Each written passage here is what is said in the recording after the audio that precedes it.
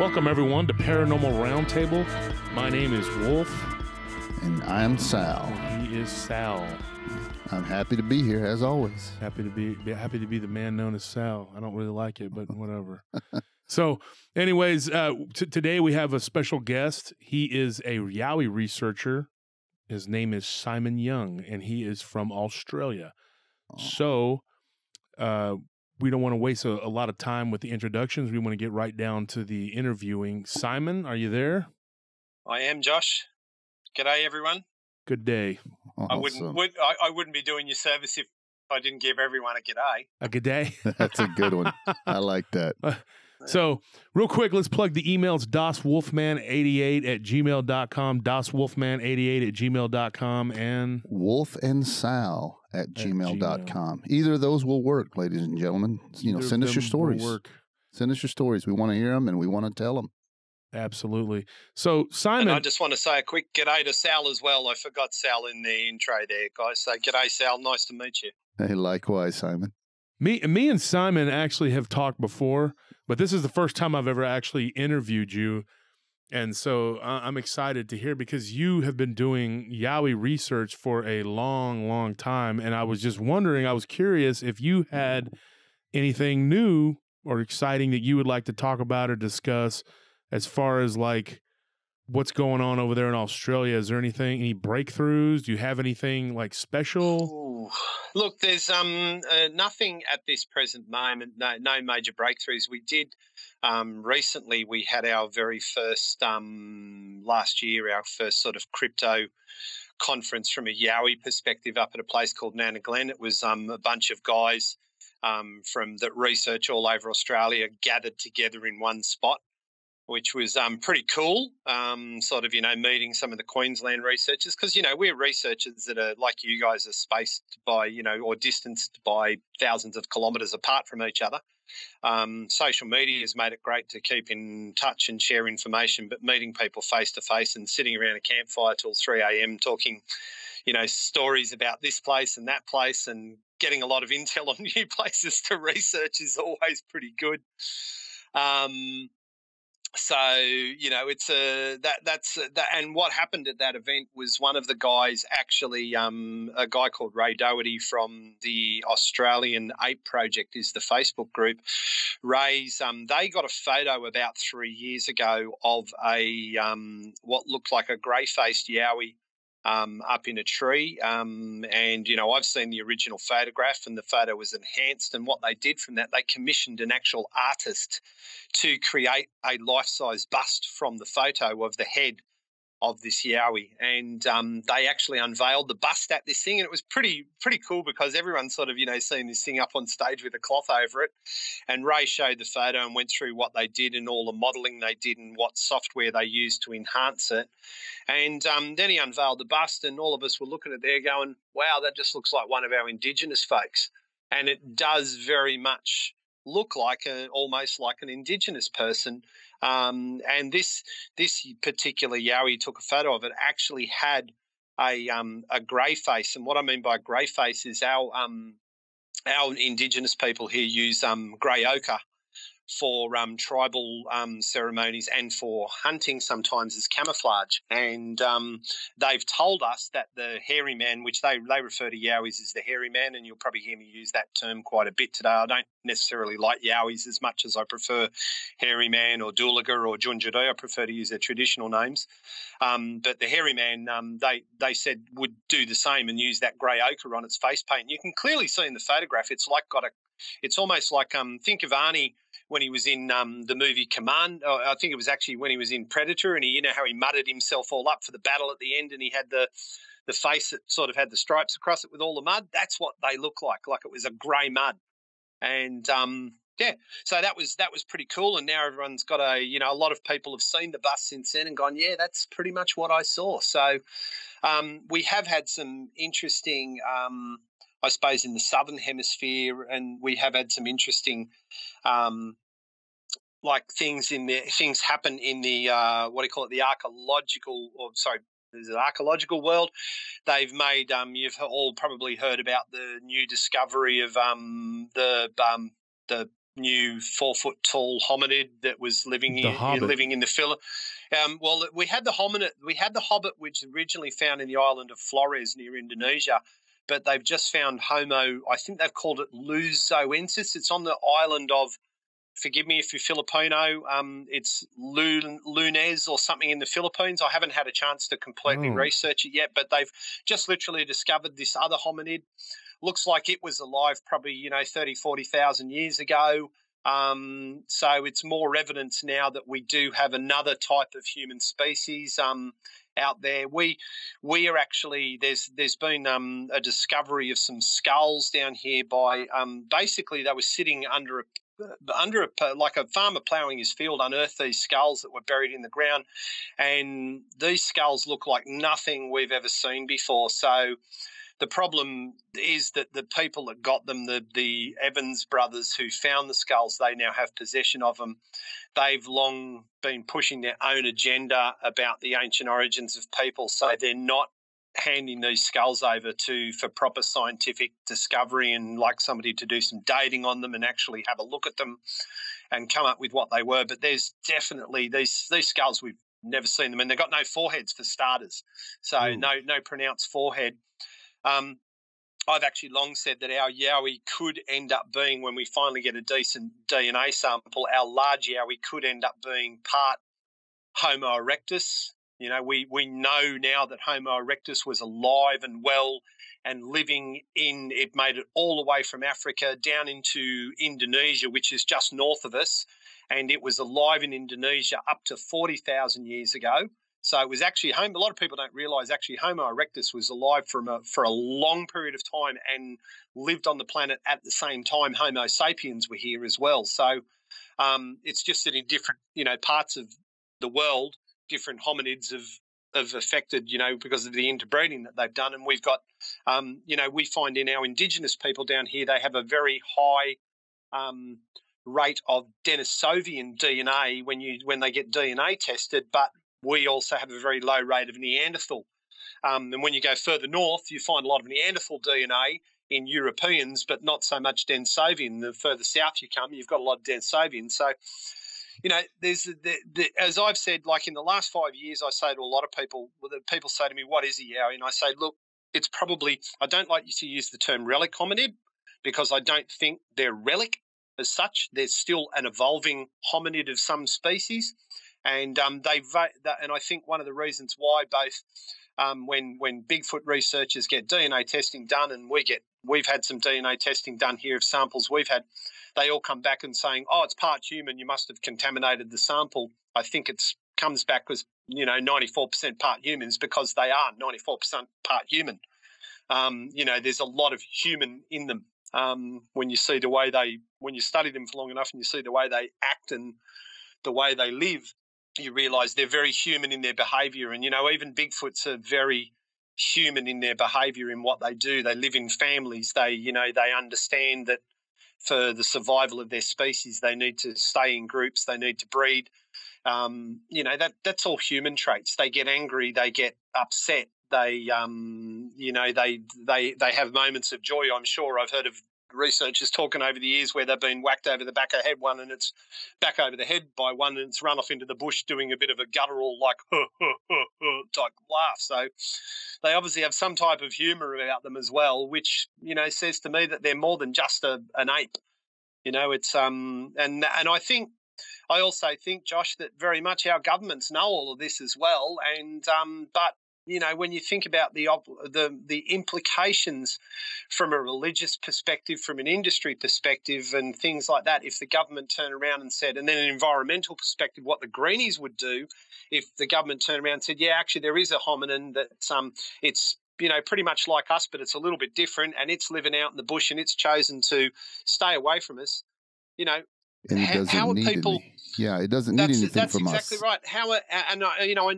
Josh, from my perspective, I'm not a man of God, right? And please don't, judge me on that because I certainly don't judge people who are a person of God. I happily let them have their beliefs. But from my perspective, there, from a religious point of view, how are you going to explain to someone that you are not the only creation of a human form of of an animal. You know what I mean? Of a human. God created. If you want to believe that God created humans as in us, then you've got to think that God's created other humans as well. So there's one hurdle you've got to get. Yeah, that's right. That's one hurdle you've got to get over, and then what's going to happen with the forestry industries? What's going to happen with the whole camping and trekking industries? There will be some people that just will flat out not want to go back out into the bush again or into the national parks. There'll be others that will, we always know there's idiots that are going to go out there and say, I'm going to bag me one of these, and they'll probably get themselves killed. So, there's a whole bunch of reasons why they wouldn't tell us even confirm it. Absolutely. So I think people that are in this, that are in research to get fame out of it and to actually prove that these things exist, to coin a real great Aussie term, you're pushing it uphill. Yeah. Sorry if I don't mind the cussing, guys. I'm Australian. We swear, a lot. We'll try not to use any of the really bad ones, but we do swear a lot now. Well, we do too, but we try. You can bleep it out. You can bleep it out. Yeah, we're gonna have to because we don't want to make the YouTube gods. Oh mad, yes, of course. Well, Vic had a lot of bleeping to do when he did his interview with me a couple of years ago. So did you come on with the Dogman or was it the Bigfoot? No, it was Bigfoot. I actually did a 2-part one with Vic, and it all got wiped from the internet when he lost his channel. So I presume it's probably still available if you subscribe to his Bigfoot Eyewitness Radio podcast. But I'm the fairly YouTube sure one's gone now. So yeah, I thought that I was just telling Armando or Sal. That I the other day I thought when I did episode 248 with the Dogman, I thought that I was doing Bigfoot Eyewitness, and so I started out talking about Bigfoot, and I gave him a Bigfoot story, and I think Vic was waiting for the Dogman element to come in, and then he tells me, "Whoa, wait, we're doing Dogman," and I'm like, "Oh, okay." So I just gave you a Bigfoot story, and you didn't know what I was talking. Okay, so then I had to stop and dig out some notes that I had for what was going to be one of my shows, and so I gave him that material. And so I told Vic, I was like, "Yeah, I just gave you my material for one of my shows." But yeah, I was going to ask you a question, Simon, and this is a question that I've needed to ask for a while. Just for those who are listening, a Yowie is very similar to a Bigfoot, but like you said, it is because there's different continents, different species. Of Yowie. I think I'll cover this off for you. I'll explain it to your listeners in terms they can probably understand. You guys specifically over there, when you talk Bigfoots, you have your type 1 and type 2s. Your type 1 you refer to as a paddy type Bigfoot, very muscular build. And then you've got the type 2, which you mainly find down in the southern states and over in the eastern states. They're a little bit leaner, not as solid a build, but they can still be quite tall. I think our Dulia, which is our tall one that our locals refer to, probably more closely aligns with the traits of a type 2. They are a little bit more aggressive like a type 2 is. Americans talk about the type 1 not being as aggressive as the type 2. I think that's very much the same. And then you've got a type 4, I think you refer to, which is the little people. We have the Junja D. Now, the Junja D are that's what my local tribes refer to them. They have about 14 variants of that Junja D name, translates through to, in our local dialect, to devil. What they mean by that is that they actually, some tribes, some of our local tribes actually saw them as an omen of death, and to sight a Junja D meant you were going to actually have a very bad death very soon, not long after the sighting, but others just saw them as a mischievous little so-and-so that would, come in and raid their camps when they weren't around, steal food. Sometimes they would kidnap their babies and women, but there was some troops of Junja D have even been, rumoured to drag a guy off into the bush and cannibalise him. So they're actually not they're not, cute little 3-foot-high hobbits. They're savage little carnivore or, flesh-eating cannibals, basically. So... Well, that's when we were talking earlier about the Homo floresiensis. Yeah, Homo floresiensis. And very much the Junja D could be a hominid like Homo floresiensis. When you actually see, I've seen the face of a Junja D in a cave. We had basically caught it in this little den, and I've seen like half of its face putting out, and I've seen the artistic impressions they've done of Homo floresiensis, like what they've got from their fossilized remains and said this is what they could look like, and they're very, very similar. So it could be something like that. It could, of course, be its very own species of small, what's the name, but they are small. They are only grow from, 1.5 foot up to about 3 foot tall. And then we have another one which they refer to as the quincan, which are real tall buggers. They are tall and thin. Mainly, I only ever hear a lot of quincan sightings in in Queensland, up in those tropic states. They're around, so when you get up into Queensland, they're the red hairy ones. The Dooliga can be anywhere from red to brown hair to straight through to jet black, but all the quincan always seem to be described as red-haired ones, and I've heard of sightings of those things. Standard size for those is 11 foot tall, and some people claim to have seen them up to 14 foot tall. So that could even be some type of remnant. You've all heard the stories of the Kandahar red-haired giant. Yes. And that it could be some type of a red-haired giant throwback. It's who knows? I don't think you're ever going to capture a quincan as such. They're probably just too big and powerful. And to be honest, I'm really glad they're not in my research area. So they sound like one of the more scarier ones. We get reports of reddish brown hair. It comes up quite regularly. Yeah. Now, I had a couple of questions for you, Simon. First starting out, I heard you mention about the Denisovian. Denisovian, excuse me. I'm sorry.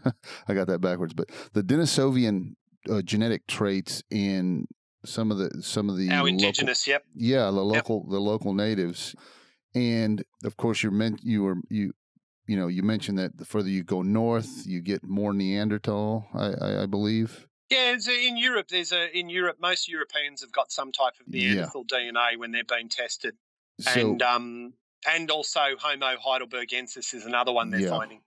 Mm-hmm. Well, the question is that you've got all these your local indigenous people throughout the country, and you mentioned that that one artist rendering of that photo that was taken, and you said that they pretty much resembled a local Aboriginal. A lot of the Aborigine people. Yeah. And I thought that was really interesting. But David Politis, the guy that does the missing 411 books. Yep. He did do some research and work into what the whole here in the States, what we call the Bigfoot phenomena, and he went and talked to the local natives. I forget what tribe he went and talked to right off the top of my head, but when they got an artist to do an artist rendering of these creatures, well, they drew it without all the hair, and it resembled the indigenous Native American people. Yeah, I've heard the story, Sal. I've actually heard the story, and it's I've heard American researchers say if you shave one of these buggers down, they'd look like a Native American. Yeah. So, and it's obviously I think people have to understand, if you go and look at humans in respect of like us as a people, you go all around the world and you see people, a vast array of people of different sizes, different looks, different builds, and that's exactly the same in the cryptid world. So there are fat Yowies, there are skinny Yowies, there are they're fat Bigfoots, and there's obviously obesity in the Bigfoot world. I would imagine there's ones with deformities. I would imagine there's ones with, someone said to me, what do they look like? I said, go and open up a high school yearbook and have a look at all the photos, and that's the diversity what you look at. So one may look very much closely like an indigenous person, and the next one may look a little bit more primate-like, if you know what I mean. Yes. They're very diverse in their looks.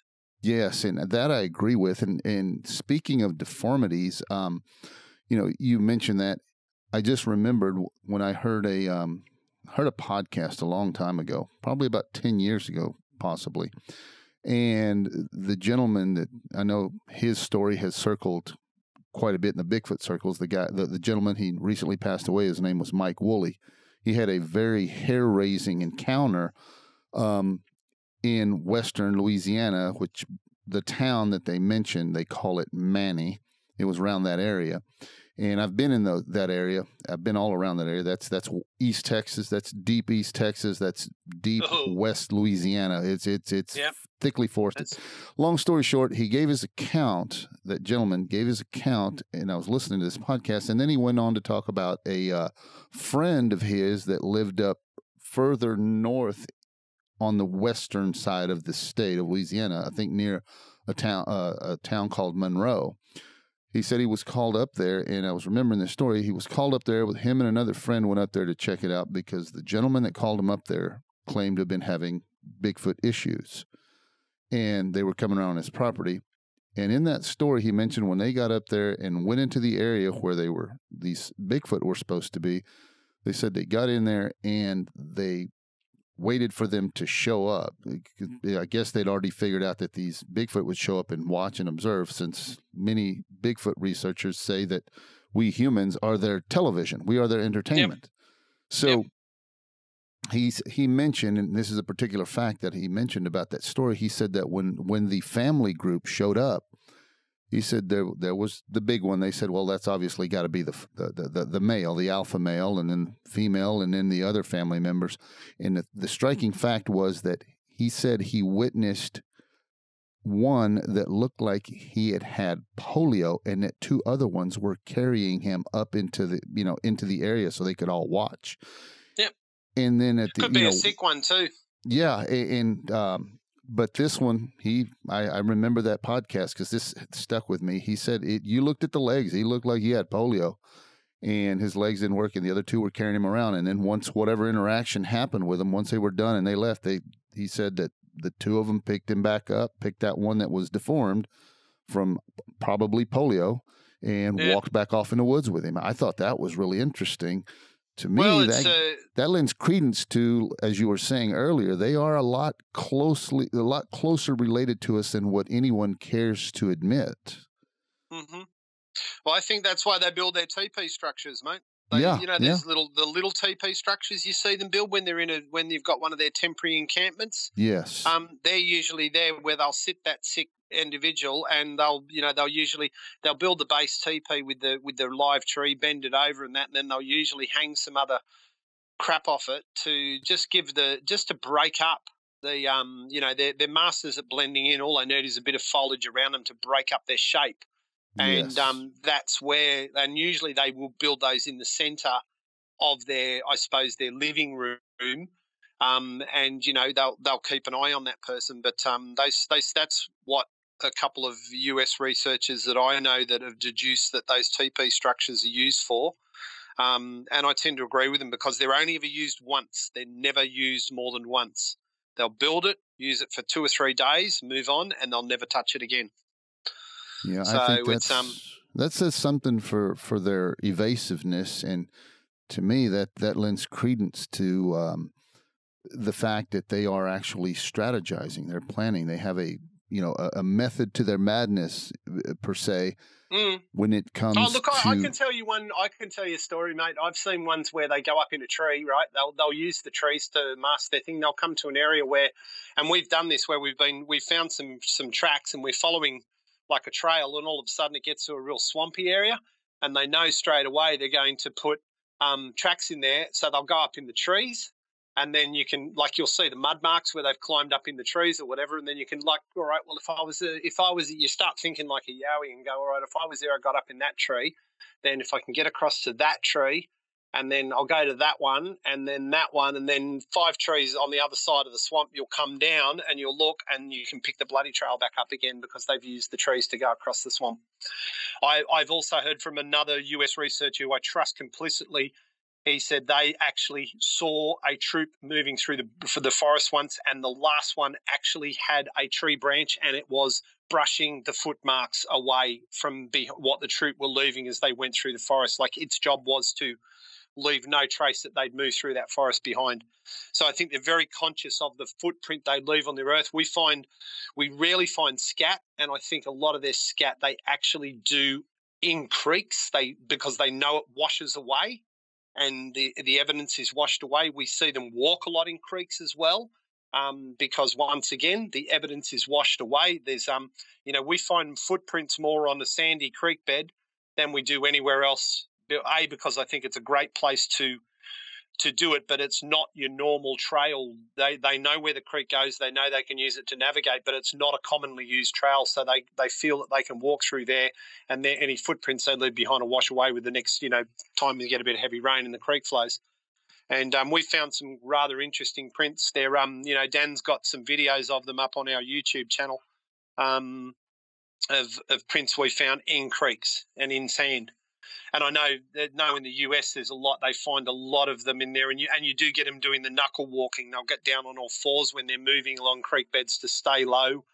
In our areas where we've got farm properties where you've got these pockets of bush, they use the creeks, and they'll use the creeks to walk between these two areas of bushland.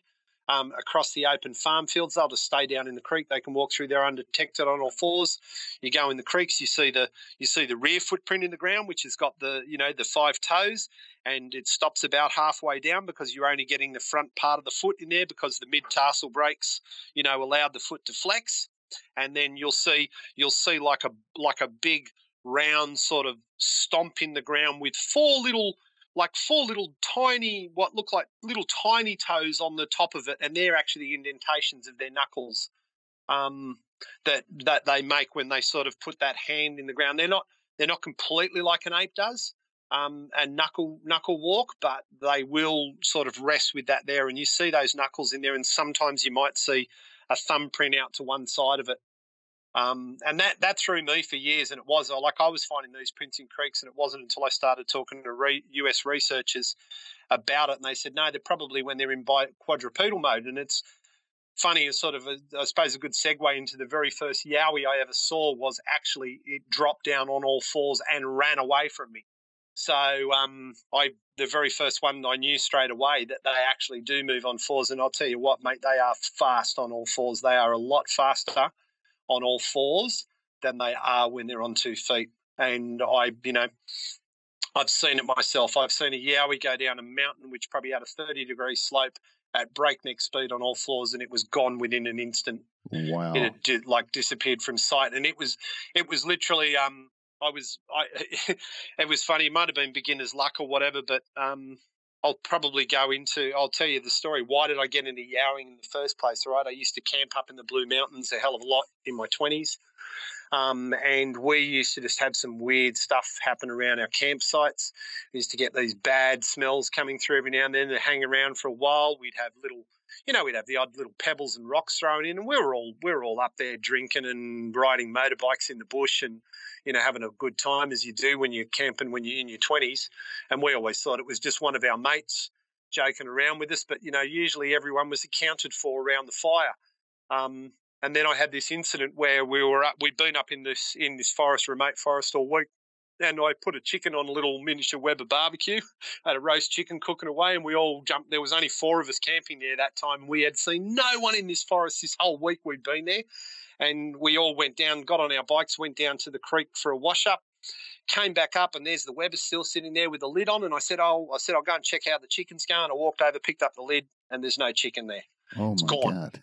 And somebody stole my chicken. And, we just put it down to we were actually pretty paranoid that night there was probably a homeless person living in the bush and he'd come and taken the opportunity. We'd already ruled out being pigs or wild boars or anything like that because they would have knocked the fire over and just taken, it would have been strewn everywhere. But something deliberately opened that lid, took the chicken and then put the lid back on and then walked off with it.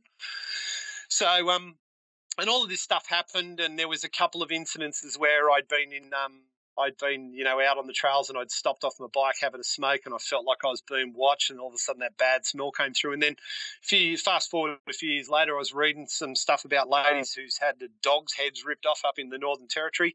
She blamed it on Yowies, and I thought, all right. So I started reading. I found some eyewitness stuff of what people were talking about, what they were experiencing, and I'm like, Jesus, that's some of the stuff that we experienced when we were up in the mountains. And then I looked further and found out that, there was actually active research going on that, my Blue Mountains was pretty much crawling with Yowies. They were, they'd been sighted all over the place there.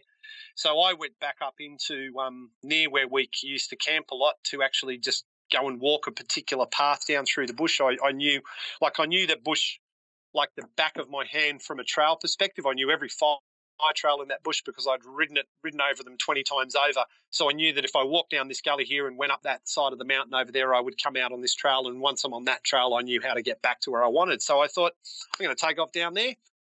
And I'd literally probably got about 300 or 400 metres into the bush, and it was a windy day. I got to a bit where there was like a little pseudo gully, I suppose. It was just like where two little bits between two sort of hills. Remember, I am in mountains at the time, so there was a gully, and then the gully just sort of went down and then dropped and went really quick down the hill, and it was all ferns up to about waist high. So there was a lot of ferns growing in there, you know, those sort of silver ferns. And I think because of the fact it was really windy, it was noisy, I would have been upwind of this, so it wouldn't have smelt me. Sorry, downwind of this, so it wouldn't have smelt me coming. It's obviously not heard me coming, and as I've just heard, I'm looking in one direction, I've heard this like a grunt sort of groan, and I've turned and looked to my left, and this thing's probably about 20 metres away from me, so what's that? It's about 60 feet. And it's in the process of turning its body away from me, so it must have stood up and looked at me, and it's turning its body away from me, dropped down all fours and just took off down the hill and went, and I was just like, wow, what was that, you know? And it's, well, I kind of knew what it was straight away, but you're sitting there racking your brain going, what the hell did I just see? And, yeah, it was on my very first attempt to go out and look at one. I actually struck gold and found one, and since then, you know, I've had several encounters up there. We have a lot of activity whenever we go out. We know the signs to look for. We can hear them around, but they don't always come in close, and don't, you know, they're not always going to get angry at you and throw rocks at you, but or take a real interest in you, that they will come close. But we've tried, you know, sound blasting. We get responses to that. We've actually sound blasted American Bigfoot calls into the Australian bush and have had Yowies respond back with howls. So I thought that was pretty cool. You know, we've also got a couple of good recordings of our own Yowie howls, which we've blasted out, and they'll respond back to those. Sometimes they may come in and you know, you'll hear them moving around the bush. We've stumbled across, you know, walked down the wrong trails before and stumbled in the middle of a hunting party and been pretty much aggressively marched out straight away. That's you know, they'll growl, they'll stomp, and we're like, ooh, okay, we've made a wrong turn here, let's back out straight away, because we, you know, me and Darren, you know, we both married, we both got children, we want to go home to our kids. I don't want to become a statistic. Even Mr. Polides knows that there's been 3 people in Sydney's Blue Mountains that have lost their heads, and I can pretty much guarantee that they were all to Yowies. And there's probably more out there. I have a question for you, Simon. Yep. Very interesting stuff you're telling here. One of the I wanted to, just for the listeners' sake, explain where the Blue Mountains are in Australia. Oh, look, well, if you look at Sydney on a map, the foothills of the Blue Mountains start approximately about 50 kilometres due west of the Sydney CBD. So they are actually part of the Great Dividing Range, which is a mountain range longer than the Rockies. Yeah. So if you think it pretty much goes from far north Queensland all the way down through, pretty much follows the eastern coast from far north Queensland all the way down through Queensland, New South Wales, and then becomes our snowy mountains where we actually go and ski, and then it goes into Victoria in the southern states. So it traverses right down that whole eastern coast. I'm not sure of the exact measurements. I think it's about 2,600 kilometres or 3,000 kilometres long or something like that. It's pretty big. But the Blue Mountains are one part of it. So they are, and the reason why they're called the Blue Mountains is because from Sydney CBD, when you look at them, because of all the eucalyptus trees in the air, they give off eucalyptus oil, and it refracts the light, and it makes them look like they've got a blue tinge. So, but when you get in the mountains, trust me, they're all green, unless it hasn't been raining for a long time, and then they're all brown. That reminds me, Simon. Sorry, yep. I'm sorry. That reminds me of Kentucky bluegrass. You've heard that terminology, correct? Oh, I've seen Kentucky bluegrass. You can buy a Kentucky bluegrass here in Australia. Yeah, so. It's got that blue tinge. So I'm totally understanding. And for the listeners out there, if you've ever seen the grass grow in Kentucky, the whole thing about Kentucky bluegrass, when that grass is growing in the spring and everything else, it does have that blue tinge. So I venture to say, is that pretty close to what you're talking about, Yeah, Simon? it's the leaves. Basically, I think. This works on oil in the atmosphere. Actual microfine particles of eucalyptus oil in the atmosphere reflect the light to make the mountains. The green trees that are normally there have that tinge of blue to them. So yeah, so they're not actually blue when you get up there, and once you drive up into the mountains and you're standing right next to the tree, the leaves are as green as myrtle. You know, they're a lovely, beautiful green, but from 50 kilometres away, they look like they've got a tinge of blue because of all the eucalyptus oil in the atmosphere. Now, highest point in the Blue Mountains in my research area is probably close to about 1,250 metres above sea level, so right on what you guys would call a snow line. We do get the odd little bit of snow up there in winter. It's not very often. You have to go right down to our snowy mountains, which is further down south down the Great Dividing Range before you get to areas, I think gets up to about the highest points around about 2,500 metres above sea level. I think Kosciuszko, our highest mountain's about 2,700 metres. So you're talking about 6,000, 7,000 feet, I think you did. No, sorry, I think around, I worked it out one day for Americans. It's around feet? about 8. Yeah, about 7 to 8,000 feet is about our highest point. Where you 3 guys, meters is one. Yeah, 3 feet in 3 feet to 3 a meter. feet is a meter. Yeah. Roughly. Yeah, so it's Roughly. so that'll give you an idea, and then they probably start, the foothills probably start a couple of 100 meters above there. Where I actually research is probably around about 400 meters above sea level, and they're active all through there. It's one of my favourite areas up there. There's is where there's a lot of apple growers. So we've just been heavily researching that area because it's been apple picking season over here. So they're all over there stealing the apples. And if they pick all the apples, then I actually met a guy last year, and he used to work at one of the juice companies that were up there that make apple juice, and he was actually telling me stories about something that actually peeled open the side of their shed. He said, that if you think about those, those big sheds that they make with that paneling in there, the insulated paneling they have in it. Yes. As the walls of the shed. Well, this thing had literally put its hand under a bottom corner and peeled that open like it was a tin can, to the point that a man could walk in there. He said it's walked in, whatever did it has walked in there, walked past thousands of dollars worth of tools and equipment and everything else just to steal apples. So, yeah, he said, he said, I've never seen one. He said, but I've heard some weird howls and some weird shit coming from down in that forest for years. And he goes, there's something down in there. And he goes, when you see stuff like that, he said, that just makes me believe that there's obviously something there that wants our apples. And he said, they're not human. There's no way a human could have lifted that up. They do the same thing in Oregon with the cherry farms. They will raid the cherry farms and eat. Years ago, when I was like 17, I was up in Oregon, and I heard guys that were working up there talking about how the Sasquatch, because up in the Northwest they call them Sasquatch. Down in the South, we tend to call them Bigfoot or boogers. Or boogers. Yeah. Well, that's how the whole Dogman thing started, was people seeing these dog-faced boogers, and I know that in one of the land in the region where one of my, I guess, ancestral families' homes, they would talk about seeing these hairy creatures, which I can only describe as Bigfoot, and hiding behind trees. They would see them move behind trees, but then they talked about another creature that they would see that had a dog face. That's a question I had to ask you, because I have heard people from Australia, and of course, there's a guy that I know who's from New Zealand. He's a Kiwi, and New Zealanders, that's a different type of people altogether. But they are pretty adamant that there are no dogmen in anywhere around that area. Like, there are no dogmen. I'll echo those remarks as well. Look, we are if you look at the megafauna we had here, right?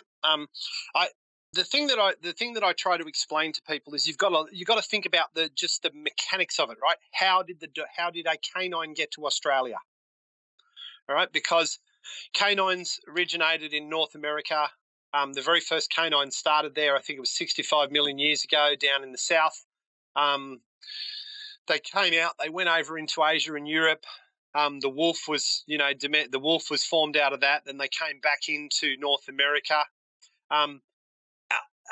Long before all of that point, Australia had already broken off from Pangaea, the whole main continent. We were already traveling way, way down south to Antarctica. And, you know, we were miles away. And if you look at our megafauna fossils, we only have a history of having felines in our country. We have never seen, you know, we don't have any, they've never found a fossil of any canine. And the very first canine that was ever recorded in Australia was, of course, the dingo, which was brought here by our Indigenous people. So I don't, you know, I'm not disputing people aren't seeing something. As a matter of fact, Josh, you know, I've long said that people may actually, people that swear to God, black and blue, they saw a Dogman here in Australia, may actually be seeing an evil, malevolent entity. And I'm not going to go into that. That's what I think, because, you know, that's too. not my cup of tea. But our Indigenous have never spoken about them. They've spoken about a devil dog, which is more akin to, if you actually go and read the Dreamtime legends of the devil dog, it's more closer to what we would talk about as a hellhound than anything else. So they're saying they're a dog that is born of the, you know, the bad spirits of earth, and they see the devil dog as a supernatural entity. Most Indigenous people that leaders that I respect, just laugh and say, mate, there ain't no Dogman here in our country. There's the hairy fella and that's it. And they have long said the hairy man was here before they got here. So they said we weren't the first. But like your natives have said that they were not the first people of the America. They said that the Sasquatch was there prior to their arrival, and our Indigenous have said the same thing here about our Yowies, but they've never spoken about a Dogman. There are a couple of famous ones there. I'm not going to go into the names of them, but I know through people in the area there that research Yowies know these particular individuals, and those stories were this particular individual is an attention seeker. They've been carrying on with seeing all sorts of wonderful things for years, and you know, it's and put it this way: when their show was first aired, a certain person received quite a few emails as well, basically telling him that the person was full of crap. So, you know, it's as I said, I think some of the ones are like there was one famous one on Vic Show from Watnobby in New South Wales. Watnobby is a full-on Yowie hotspot, mate. I've researched in Yowies in Watnobby, and it's full of Yowies. And I'm telling you, that kid saw a bipedal Yowie sitting down the back of his paddock. It was not a Dogman. But, you know, may have been a Yowie with a slightly pronounced snout or something like that. But what you guys look at in North America as a flesh and blood Dogman is not what they're seeing here in Australia. Keep in mind, we do have some really big we have some really big wild dogs as well from what's been let out into our bush as well. So I was thinking, you know, and I would like to speculate on something real quick. The Dogman, I guess, per se, that if you want to call it that, whatever it is here, man wolf, whatever, we get different ones. Like I like me and Sal have talked about it a lot. Mm-hmm. And I think there's more than one thing going on. I definitely think the one you've got down in East Texas, mate, is a breed on its own.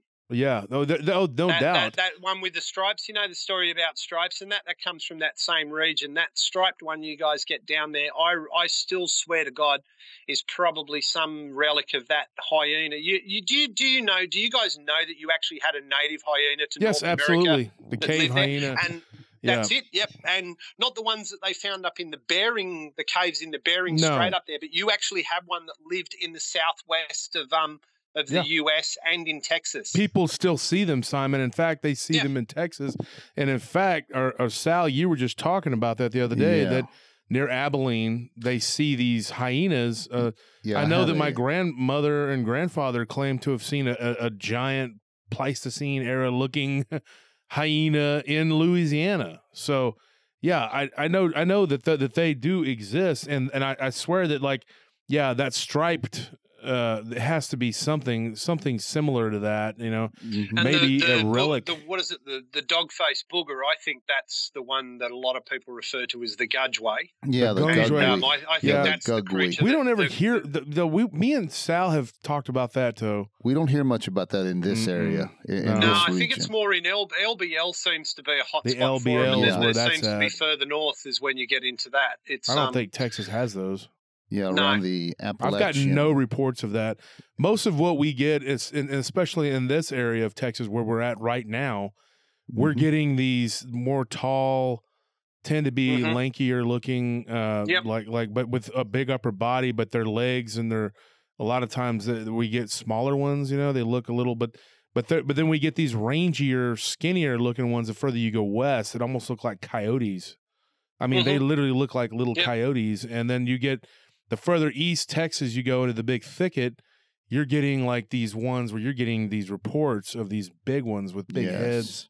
I think, to go along with what Wolf is saying there, Simon, is I know that years ago I heard a podcast between Bear and Kumbo. I know you know who those two researchers are.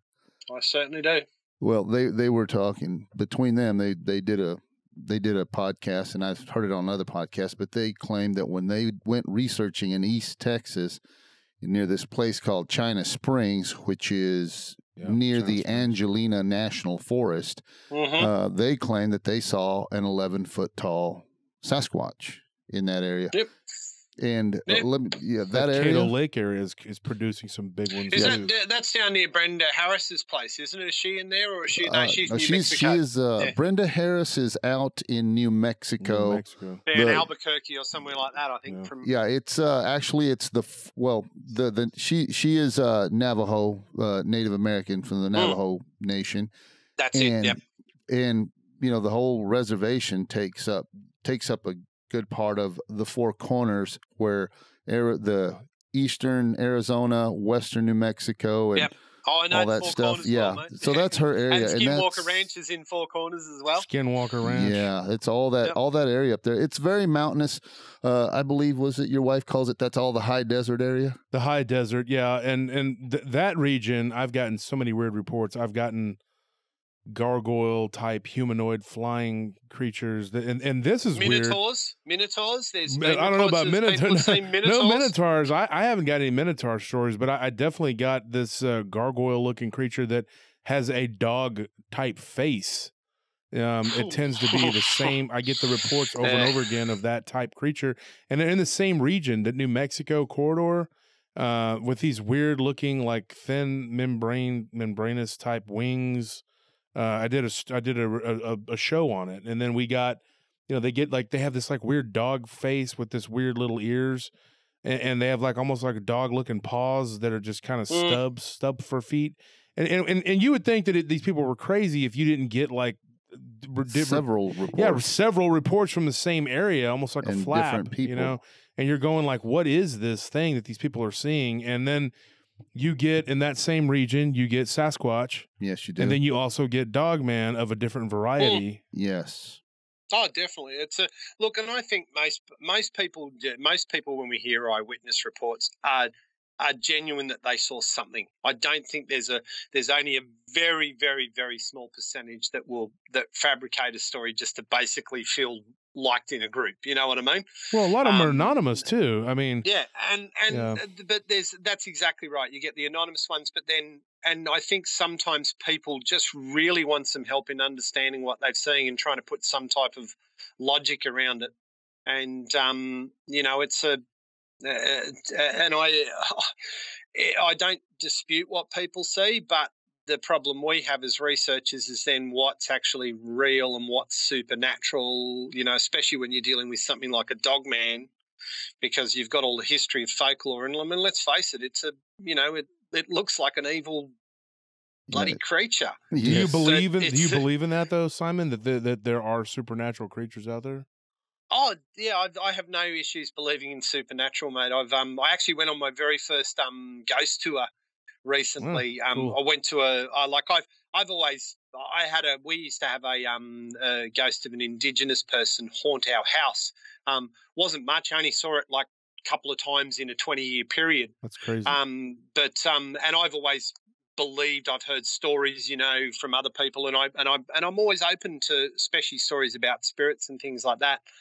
As I said, just because I'm not a man of God doesn't mean I don't believe there are gods, right? And if you believe there are gods, then you've got to believe there's the flip side to it, and there's devils and demons and everything else. Mm-hmm. And Do I worship a God? No. Do I believe there's a God and there is Satan? Yeah, actually, I do believe there's a God and Satan out there. But they're,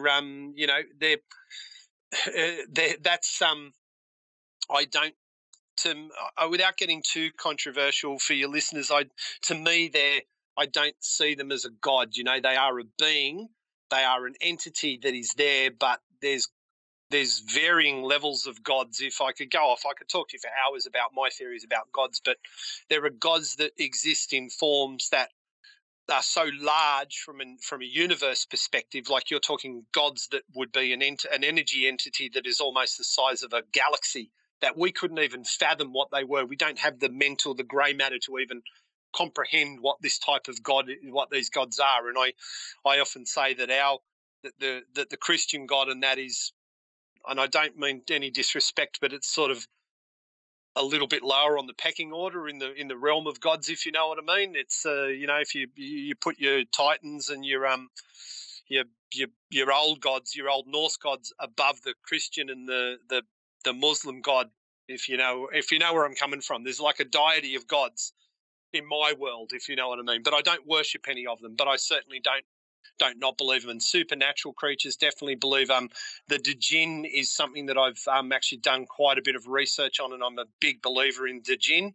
I'm a believer that a lot of these shadow creatures and things that people see are actually the Jinn embodying himself. I had an incident with I actually had a friend of mine who was telling me about an incident that he had in London where he woke up and he was he felt like he was he basically had this black shadow wearing a hat, mind you, and a lot of the Jinn sightings when people have had these shadow people have had when wearing hats, and it said it was holding him down, and he was lying in bed next to his girlfriend, and said he was in the fight of his life and he's fighting this thing off. She wasn't even stirring or anything like that, and he said he just knew that if he didn't fight this thing, if he would die, and he fought it off. But ever since that point, his life has just gone to shit. He lost his girlfriend, he lost his car, he lost his job, and all sorts of bad things happened to him. And I actually said to him, I said, dude, have you ever thought that this Jinn's attached itself to you and it's making your life misery? And he actually went off, and I got through someone that I'd met through the crypto groups. I found out someone in the US who actually could help the guy out, put him in touch with him, and they took it quite seriously. And pleased to say now they did a type of cleansing. I'm not exactly sure how they did it, but I believed it involved using the services of another Jinn to like a more powerful one than the one that attached itself to him. And his life has now taken a turn for the good, and it's starting to get better. So I believe in that sort of stuff, Josh. So I just, for the sake of the topic of research of Dogman and Sasquatch, I try and cut the supernatural stuff out of it, because I find that just makes my life easier. Taking in, I'm sorry, Simon, I understand what you're saying about the whole thing about man of God and all this stuff, and I'm like you. I believe in God, but I don't subscribe to any particular religion. And and the belief in God, I view it as, hey, God is all powerful. So that means that we humans don't have the brain capacity to particularly understand. I believe that not to get into a religious talk or anything, I just believe that religion is a system of worship, and it basically narrows you down to something. If you believe in God, and I subscribe to the teachings of Jesus Christ, I'm not subscribing to the teachings of the religion. I can read a Bible and understand the teachings of Jesus Christ and follow those. And a lot of people do that. And so totally understand where you're coming from. I'm not offended. That's good. I think it's great that people have a faith system to work off. I probably, if I wanted to align myself to religion, I'm probably closest more to Buddhism than anything else, because I just believe in treating people the way you want to be treated. Yes. And if everybody did that and just be nice to people, we'd all get along. It's that's all That's how it should be for all the researchers too. Yeah. Yeah. Well, look, there's always the problem is you with the research thing is you're always going to get people that are going to put their egos above and beyond, because they want to be the first, they want to be the one that gets the notoriety for it, and they're the end of the day, good luck to them, but they're wasting their time, guys. You know, you're not going to have it in scrolled on your headstone, are you? This is Here Lies Simon Young, the person that found Bigfoot. It's never going to be on a headstone. No. Yeah. You know, and to be honest, I don't want that on my headstone. I want Here Lies Simon Young. He was a nice guy to everyone. You know? Yeah, I totally understand where you're coming from on that, and the whole thing is you know, we're not trying to get in religion or anything. I think it's a good approach. I think personally that the teachings of Jesus Christ they teach, you know, that's what he was saying. Be nice to everybody, be yourself, you know, and follow this particular philosophy and go on about your business. Well, I think people took his teachings and perverted it. No, that's the human. That's part of the human Josh, experience. The human side of it. People use it for control. Yeah, to control. The thing. Yeah, they take it for control, and religion nowadays has become all about control. And you know, without getting way too off topic, you and I both know what's going on in the world at the moment, and they're trying to pitch one religion against another to create a situation that just isn't there. It's correct. And, people that speak for Christ, and it always aggravates me because, you know, they're not even being Christian themselves. I had a business partner that was constantly throwing the Bible at me, and yet he was stealing, and I'm like, okay, dude. You know. Mate, you usually find the people who are the most righteous when they come to their own religion are actually the less like that in private. Yeah. Well, they hide. Here's something interesting I was going to tell you along that subject, and I hope my brother doesn't mind me saying this, but my brother at one time was a Satanist, but I wouldn't call him a Satanist in the way he's not now. He's a born again Christian, but he was at one time satanic in the way that he didn't worship Lucifer per se, you know, or like some overarching evil deity.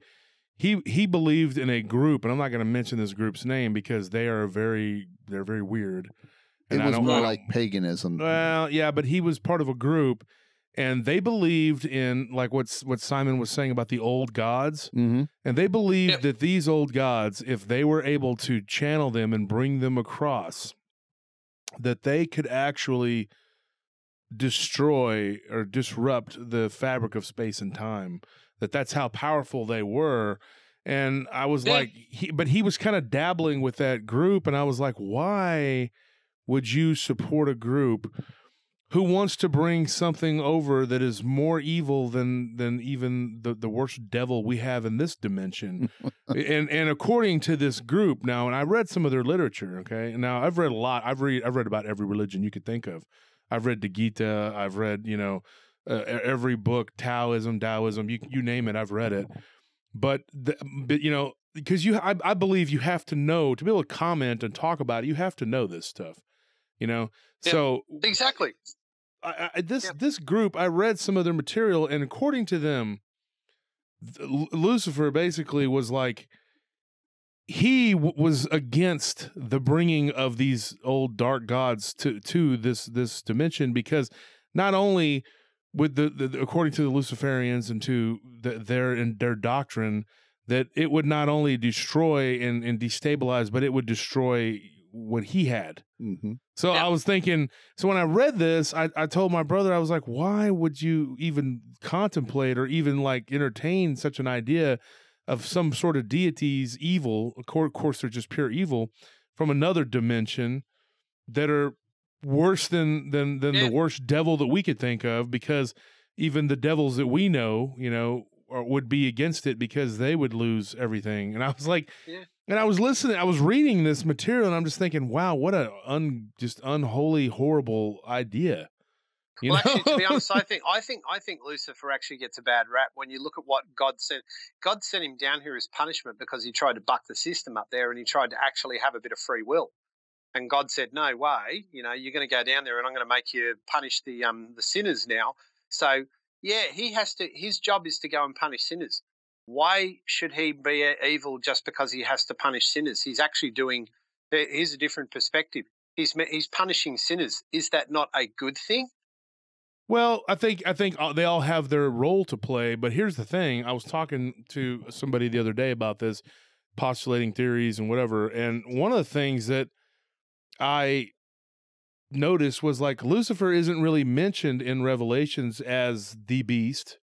He's not really mentioned as the main antagonist of that book, which is odd to me that in several of these books, like when God calls to the devil, he doesn't necessarily say Lucifer. He's saying, you know, like when he says, and when Jesus is confronted by Satan, the word Satan is actually shaitan, which actually just means unclean spirit. It doesn't say specifically that Lucifer, in our mind, it's him doing it, but it's not really him, because like in the book of Enoch, it's not Lucifer that's causing the problems. It was the 200 watchers that were sent down here, and they were the ones that actually caused the problem.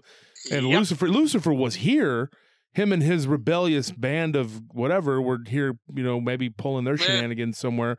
But the 200 watchers were the ones that actually caused the problem. And then there was one in particular that taught us how to do war and things like that, so that they became the actual problem. And then they bred with the daughters of man and created the Nephilim. And of course, a lot of people subscribe to the idea that the Bigfoot, Yowie, Yeti, whatever you want to call it, are an offshoot of that Nephilim. Now, if they are part of just a hominid species that grew simultaneously to us, that would kind of give credence to the fact that we are just talking about something that we don't really understand. We just know that they're not us. They are other than us. And so was the Nephilim just a name given by someone in the past to creatures? Yeah, possibly, if you look at it from a very just analytical standpoint and throw the spiritual out there. But I do believe in the spiritual aspect.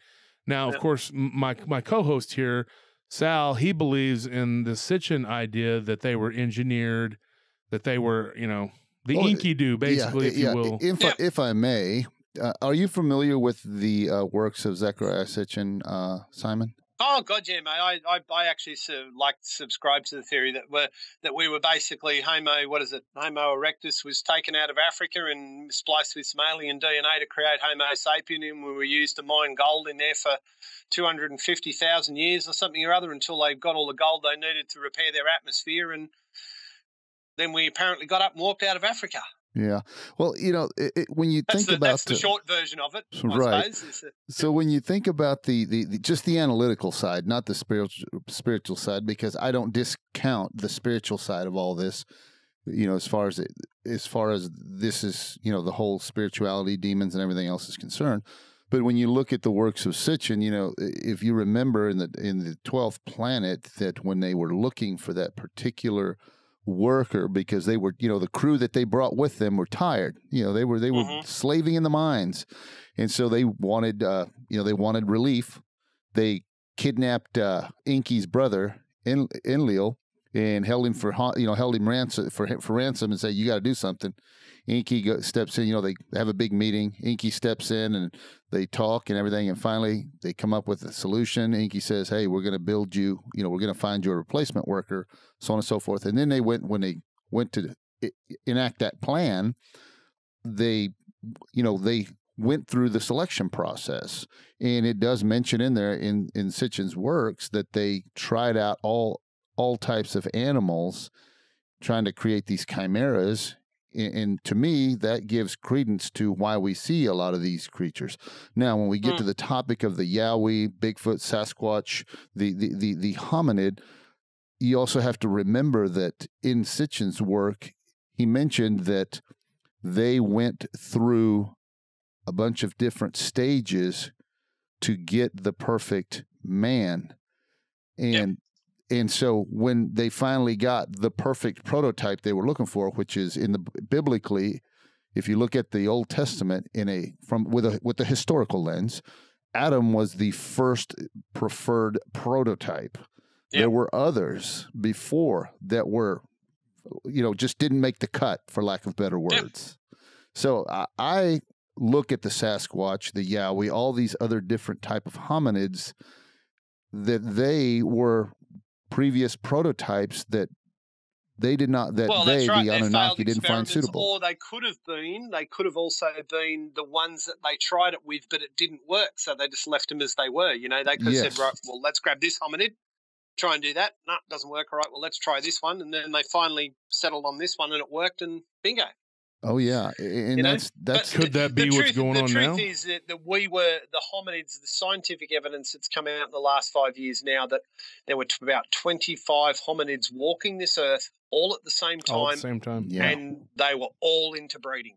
Oh, I believe that. Some various stages. And the interesting part is that actually when you look at the way the Neanderthals crossed, it looks like actually the crossing, they can tell that the Neanderthal DNA only came into our genome from male Neanderthals. Mm-hmm. So what that implies is that Neanderthal males were actually probably more than likely assaulting Homo sapien females rather than the sex being consensual, because you never see the DNA splice going back the other way where a Homo sapien male has made a Neanderthal female pregnant. Correct.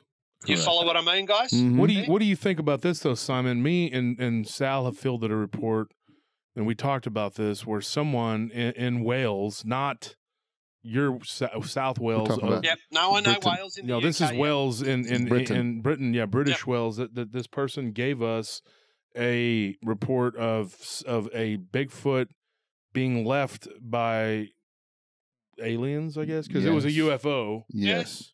I mean, do you think that the extraterrestrial, ultra-terrestrial, or whatever you want to call them, do you think that they're abducting them and messing with DNA too? That's my a lot of people try to sort of put credence together and try to tie it together, and I actually think it's probably no more than simple as that. If they run around abducting humans and cows to perform experiments on them and stuff like that, why the hell wouldn't they turn around and they see this dirty great big primate sitting there going, "I'm going to have me one of those," and why are you there? Geez, those dogmen look really interesting, so I think I might take me one of those and experiment on them for a bit too. So maybe, the poor old dogmen and the Bigfoots are just being victims of the same thing that as cows we are, and right? Exactly. Maybe if I don't know, has anybody seen a Bigfoot bend over in the forest and have a rectal probe come out its backside? So, like it did in the South. Do you remember the South Park episode where Cartman got one and every time he bent over, the satellite dish came out his backside? Yes, yes. So yes, I've been of that position myself, Simon. That if we humans, Homo sapiens are getting abducted, why not them as well? And you've just mentioned cattle. Cattle have been abducted. Yeah, they would and be mutilated. studying every living creature on this planet, I would imagine. They probably abducted rabbits and frogs and things like that just to study them. That's what, with you. Let's face it, if we could build a ship today and fly to another solar system and go to a planet that had life on it, and we had a bunch of scientists on there, which is probably what would be the first thing we do when we got to a planet? We'd go and look at these life, and we'd gather specimens and start studying them. Yes, start studying the flora and fauna, and capturing creatures and everything that moves, and that's another position when you think of it from the UFO perspective. I've always had this particular position because to me it makes sense. First and foremost, because of what you just mentioned, if we had the spaceship, went to another planet that was inhabited and so on and so forth, and what we would do, and we would be looking in general, the scientists would be indifferent to these living creatures of this planet in general. And so what is so bizarre about an extraterrestrial being looking down at us and being indifferent about us as well? Because in a sense, you can say that man has hubris, and so we see ourselves above the animals, and so a lot of times it's easy to be indifferent. Why not that be the case for the extraterrestrials, right? I agree. Yeah, you won't get any argument from me on that side. There is also the other flip side of it too, is that as I mentioned in one of the posts on one of the things the other day, someone asked the question about it. I said, well, if the government, right, has these supposedly has alien technology and has these TR-3B aircraft that they can fly to the edge of our solar system in, man, isn't that a perfect stealth vehicle for going out into the woods and picking up the odd, rogue cryptid that's going off killing people and stuff like that? So maybe sometimes when people say, oh, they've seen a UFO and then they've seen them take a Bigfoot, maybe it's actually our government removing a Bigfoot. You don't know. Simon, what do you think about other cryptids like Goatman? What do you think that is? Oh, Goatman, you know what? I reckon Goatman, as I've always said, too many sightings to not the people have seen it, but could very well be people are seeing satyrs, right? That's what Goatman, if you describe Goatman to a letter, it's a satyr. We've all seen Percy Jackson and the Lightning Thief. We know what a satyr looks like, or we've seen Beowulf, and we've seen satyrs, and we know what they look like, and they fit it to a T. The other option is, of course, it could be a Sasquatch wearing a goat skin. Now that's just something or it could be an SW, which I won't mention the name in full. I believe firmly and squarely in SWs. I don't want one visiting me, thanks. So that's all I'm going to say on the matter. But they could be. Just picture a Sasquatch wearing a skin of a goat, like it's got the goat head, drapes it over itself to make it look like a goat when it wants to go out and hunt. That could be that.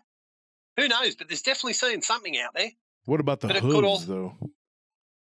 Well, all right, yeah, that kind of that goes back to the satyr, doesn't it? So satyr, yeah. I think there's some, it could be. I think there's individual goatmen out there, like individual goatmen, particular stories where a goatman's been, which could be a Sasquatch, but then there's other ones where obviously it's something else. And as I said, your most likely candidate is a satyr from mythology, but proving more and more nowadays that things certainly that were in mythology weren't actual myths at all; they were real. Yeah, there was there's some reality to it. So you, in your opinion of Dogman, like just of like what, just in general, I think Dogman. If you take the classic Michigan Dogman, it is some type of upright walking. We shouldn't say upright walking because we know they run around on all fours, Josh. We know they're probably more agile on all fours than they are. I think I have a theory around both. I know for a fact Sasquatch probably spend more time, and Yowie spend more time actually on all fours than they do on 2 feet. The reason why I think most of the sightings we see them on 2 feet is, you think about it, you walk into an area, you stumble across it, they're crouched down doing their bit, they hear you, what's they do? They stand up, they look up, and they see you. And then all of a sudden you see them when they stood up and you go, oh, I saw something on 2 legs. You know what I mean? Oh, yeah. Then, speaking about that. When it runs away from you, it's on all 4, but they don't mention that. Yes, yes, you did. We have an interesting, hypothesis, Simon, between Josh and I, and we were talking about, the Sasquatch, Bigfoot, Yowie, all of them. And of course, the Dogman we were referencing, and we, as we spoke, we said, a lot of people mention the Dogman, bipedal, upright walking, and Sasquatch the same. But then the more we talked, the more we discussed, we came to the conclusion, and this is our hypothesis, that Sasquatch probably do quite a bit bipedally upright on 2 legs, but they spend the majority of time upright, but get down on all fours in order to get out of an area really quick, just like you saw. And whereas Dogman we postulate that it's the opposite, that they spend more time quadrupedally than they do bipedally. And now I can understand the bipedal, because also you understand there's what is it?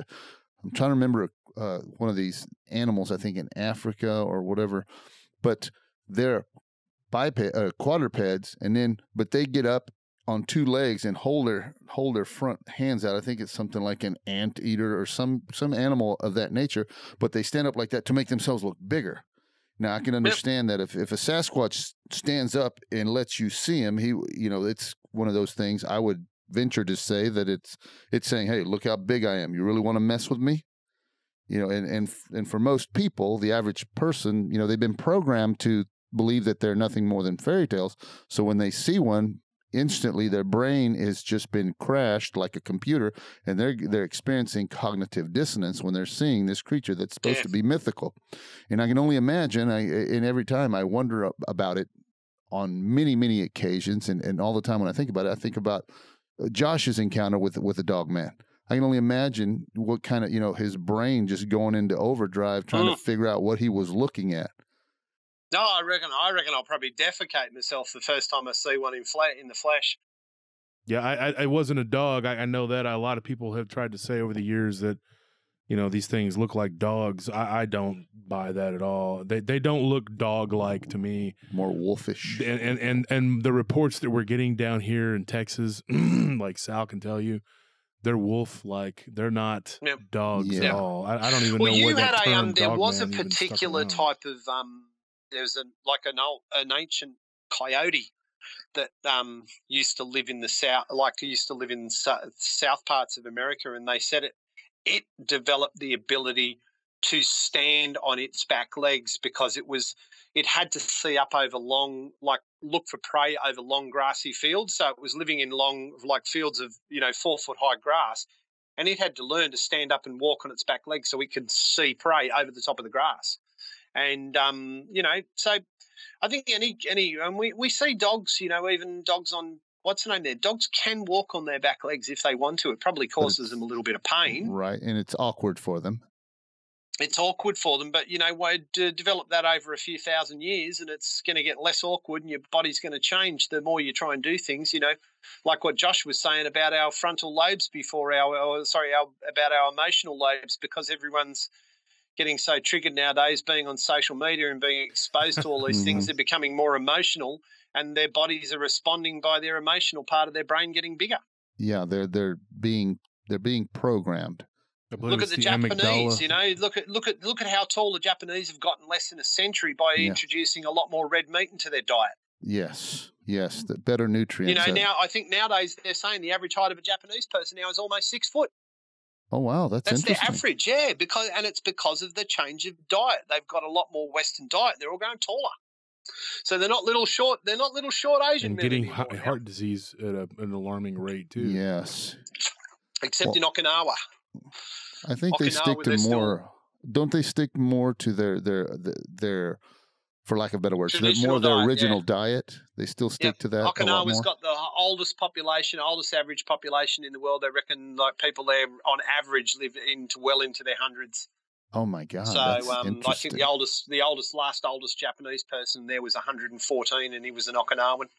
Wow. I know we had. So they've got no heart disease, no cancer, no nothing. They eat a lot of red-based vegetables with red base in it. So a lot of red cabbages and beetroots and things like that, and very little red meat. Of fish. Yeah, and consume a lot of fish. That's right. Now, of course, awesome. that all might all change with Fukushima and the them having radioactive fish. Oh, that's Fukushima. That's a problem that's just not going to go away. It's not. Only thing they did wrong there was build a nuclear reactor on the water, mate. It survived the earthquake. It was the tsunami that did all the damage. Had they built it, inland, it would have been fine. You know what's scary about all that, Simon, is that many people fail to realize that we all live in a big fish bowl. Yep. We all live in the same fish bowl. So if something happens on the bottom half of the fish bowl, it'll eventually get to the top. Exactly. Well, all of your wild salmon now are all starting to show traces of radiation and that are being caught over up in the North Pacific Northwest now. All of that crap's drifted over. So that's a scary thought. Now, since, it's so easy because we've got off on a huge tangent about religion and everything now. Oh yes, and see that's part of our show. It is the Paranormal Round Table, so segueing a little bit outside of a particular niche is not anything uncommon on our show, and we're okay with that. We're okay with that because the at the heart of it all is intelligent discourse, as and try to be as rational and reasonable and logical as we can possibly be, because a lot of things some may not want to admit, but they're tied together in one form or another, and it's part of the whole world that we live in. Many people, and I know I've spoken with Josh about how a lot of people are comfortable in the cage, for lack of better words. They don't care to even entertain the possibility of spirits and anything of the in the paranormal realm, if you will. It just causes cognitive dissonance, and I just find that completely amazing. why they wouldn't Yeah, Sal, consider that. I'd hate to think that, death is the end of us. Yeah, I don't believe that death is the end of us, because I'm a believer that the soul is eternal. It's a small it's a small molecule of God that goes back to the source when we die, or whatever next plane of existence is, has been deemed for us. That's the way I look at it. Yeah, no, I tend to agree. I like the Buddhist reincarnation. It's their way of thinking that we could come back as a drop of water in our next life, or we could come back as an insect, or we could come back as a prince. It's really depends, and every step in that is about learning and becoming a better person along the way. In saying that though, there must have been a load of people that haven't been paying attention with those lessons over life if they've been, dying and coming back for thousands of years. Oh yes. Now I did have a Bigfoot related question for you. I just thought about this. There's a guy there's another guy who's got a channel. His name is Brian Sullivan. He does World Bigfoot Radio. Duke, yes. I know Duke. Now that gentleman right there he has got a plethora of knowledge in regards to the biblical giants, and that's, I would say, from all of the episodes that I've heard of his show, is that's what he likes to focus on, the giants. And of course, he doesn't dismiss Bigfoot or anything like that. He just thinks they're all these. It goes into the whole. These are all these different types: Sasquatch / Bigfoot, whatever you want to call it. The Gugwe, all these are different types of these giants, but he also looks into a lot of the biblical stuff where these giants, of course, in the Bible, there were some giants that were reputed to be 36 to 40 feet tall. I don't doubt it. Well, have you read the book, Josh and Sal? You guys, obviously, you've been talking about the Book of Enoch. Obviously, you've read the Book of Giants. That's my next read. Yeah, the whole thing. If you don't have a copy, I can send you one. Yeah, no, we got books galore. Do you want to know what I've got, mate? I have got I don't know if you guys have seen this, but I have a scanned copy of the Book of Enoch, but it's actually written in the Old English. It was from the pre-Francis Bacon translation of the Bible, so it's a cracker of a one. I will when you reply back to me with an email, Josh, when I send you the Yowie email address, I'll send you text me your email address, and I'll send you, when I get home on the weekend, I'll dig it out on my computer and I'll send you the PDF. Oh, that's great. It's about 25 meg. I might have to drop it up in Google Docs, but it's actually, and it's literally a scanned manuscript of the Book of Enoch from, I think it's around 16 or 1500 or something. Yes, or other. It is. So it's, yes, it is. Yeah. So it's I don't know if you guys have seen that version of it, but it's pretty cool because it's really written in that old school tongue, and it's but yeah, the Book of Giants is a great read. Short book, everyone. If you want to read it, get a copy of it. Just go to Google and read about it, and then you can read about the Bible, if you believe in the Bible. But the Bible talks about Goliath as being the last of 5 brothers. Yes. There was symbolism in the 5 stones that he gathered from the creek to kill what David gathered from it was apparently meant to be representative of Goliath's 5 brothers. That's why he gathered 5 stones, and Goliath was said to be the last of his kind. And he was also mentioned, I think, he's mentioned in the Book of Giants, but he was also mentioned as not being a really big giant, and they did have a lot of bigger giants. Oh yeah, so, was it Og, Magog, a few of those? Yeah, King Og. They were, and I could imagine, I think that would have been amazing to see a real life giant. And they're probably, as I said, they're probably still out there. They're just hiding in caves in Kandahar, aren't they? Or hold on, no, that one got captured by the US government, got brought back to America. So it's probably in some military institution now. Yeah, I've listened to L.A. Marzulli, and he has spoken to a pilot that claimed that he flew that body because the special military team, the special operations team, they sent in to go look for a U.S. Marine platoon that had gone missing. They sent in special ops commandos in there, and they're the ones that encountered it, and they shot it up and killed it. But they said it took so many.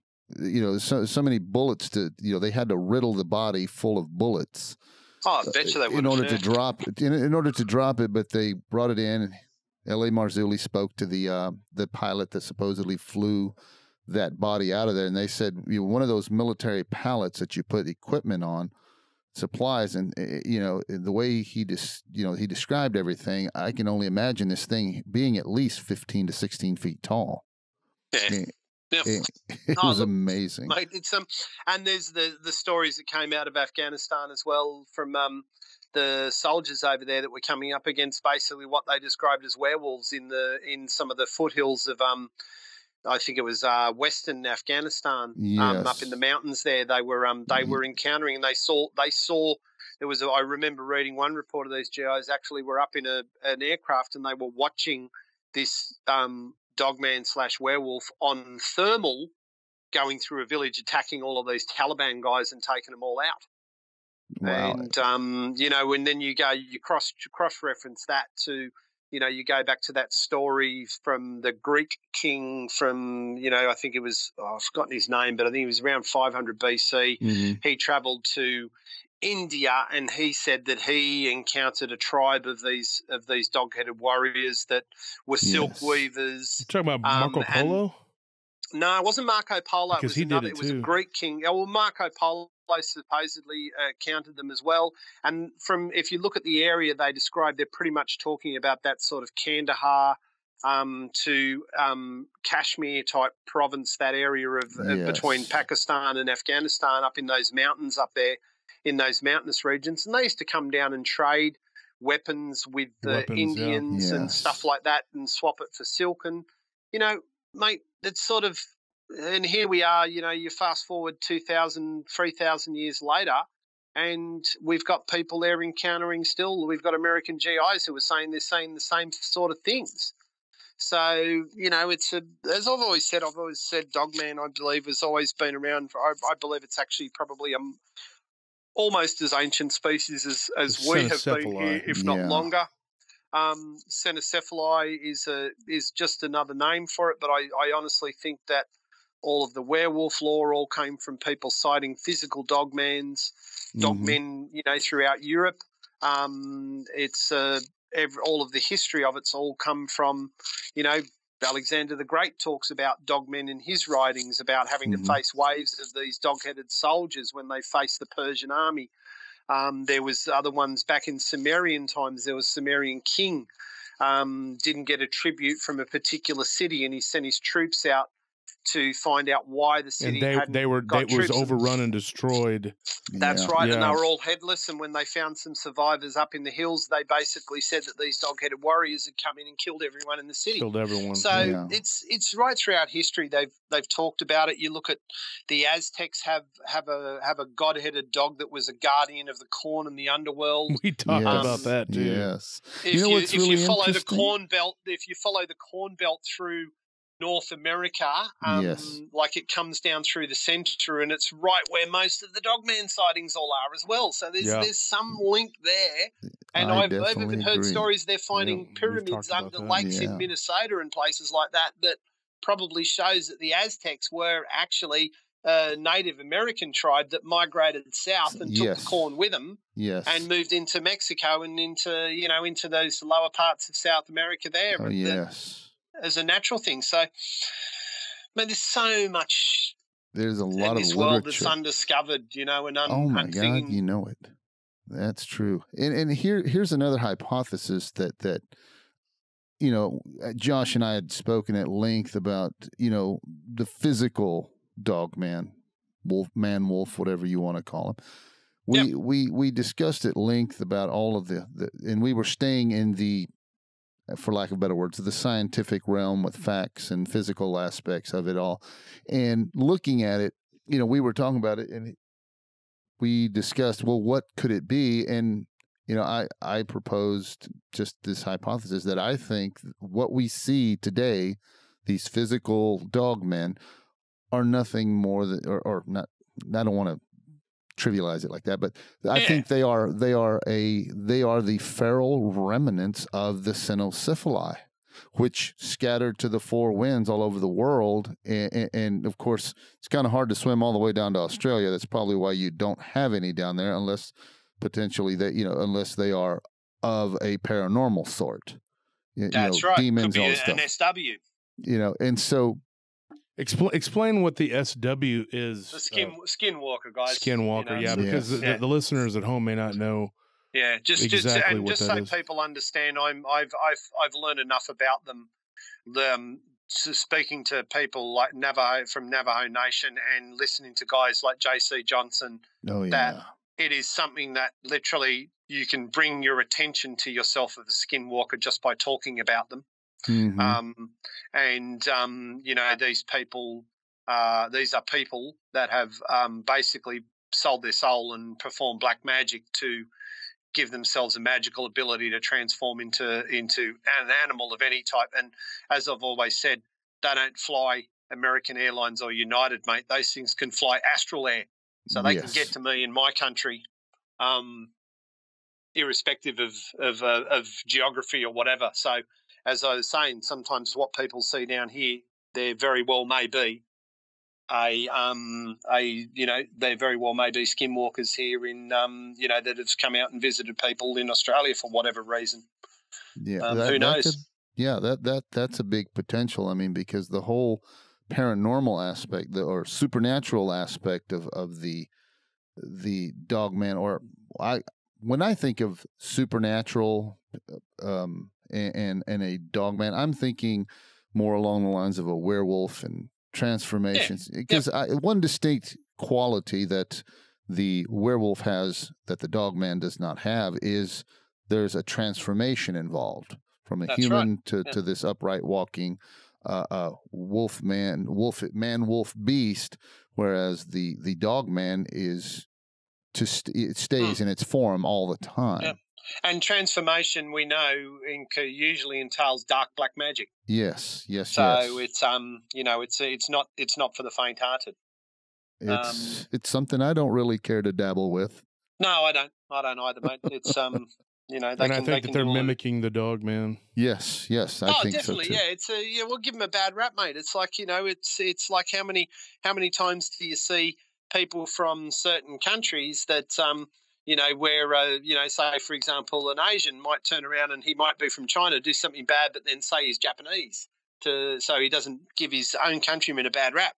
Yeah, you know what I mean. And I'm not saying all please don't get me wrong, don't get offended. I'm just giving that as an example. You might get an Egyptian turning around and doing something to say that might do something bad and say he's from Iraq to give the Iraqis a bad name. Yeah, and I think that a lot of when these creatures, like I got a story that was close to the reservation. It was in Arizona, and these people were driving, and there was a Dogman looking entity that actually ran alongside their car, didn't attack the car, but it kept pace with them, and they were going 55, 60 miles an hour, and this thing kept pace with them for a good solid 2 minutes, and it just looked unnatural. It looked like a man with a wolf's head running. They didn't really get a good look at the legs, because it was running and they didn't see the legs or whatever, but they saw the upper body of this thing, and it came out of, off onto the road and was like running alongside them. So what are you to make of that? I mean, obviously it's near the reservation, skinwalker, exactly. And because it had a supernatural ability. It looks like a Dogman, so they describe what they see and we lump it in the Dogman box, but but as you said, it could have very much been a supernatural experience. Yeah. And, that's not what, and it's great. I think if people want to prove that there's a that skinwalkers and werewolves are real, that's great. I don't want to prove that Dogmen are real. I just want to, why I'm in probably this whole research is I want people to understand that they're out there. Yes. What about the Bigfoot? They can be, and Yowies as well. I want them to understand that they're out there. And there's certain measures that people can take to protect themselves from becoming a victim of circumstance. Well, here's one thing I wanted to ask you. The whole Yowie thing with the Bigfoot, like as me and Sal can tell you, we get reports of very aggressive Bigfoot down here in this region. And here in Texas, they don't always I think further southeast, they become a little skinnier. a little more rangy looking, but from the ones we get near the thicket, they are very big. Yeah, they're very large. They're very all, reminiscent. And all of the ones they're all still cranky down south. I actually think it's funny because in Australia, the further north you go, they seem to get more aggressive, and especially with the quinkin being quite aggressive up there. I got a little theory on that. It might have to do with the fact that they're a 600-pound animal covered in a thick hairy fur, and they're living in a hot environment. Mate, I'd be pretty pissed off if I had to live all day sweating my ass off covered in fur. Well, you know what? Summertime here in Texas is so brutal. All day. Yeah, exactly. I mean, it makes you angry. Yes, exactly, mate. You know, we we had some temperatures even in Sydney alone. We were up in the 116s last summer. Yeah. So that was almost hitting 45 degrees Celsius, which is, that's good horrible. Texas weather as well. And that's right in this and that's in a capital city here. So, and you guys got when it gets hot like that, spiders. It's uncomfortable. Yes, those funnel web spiders, man. That's as bad as anything right there.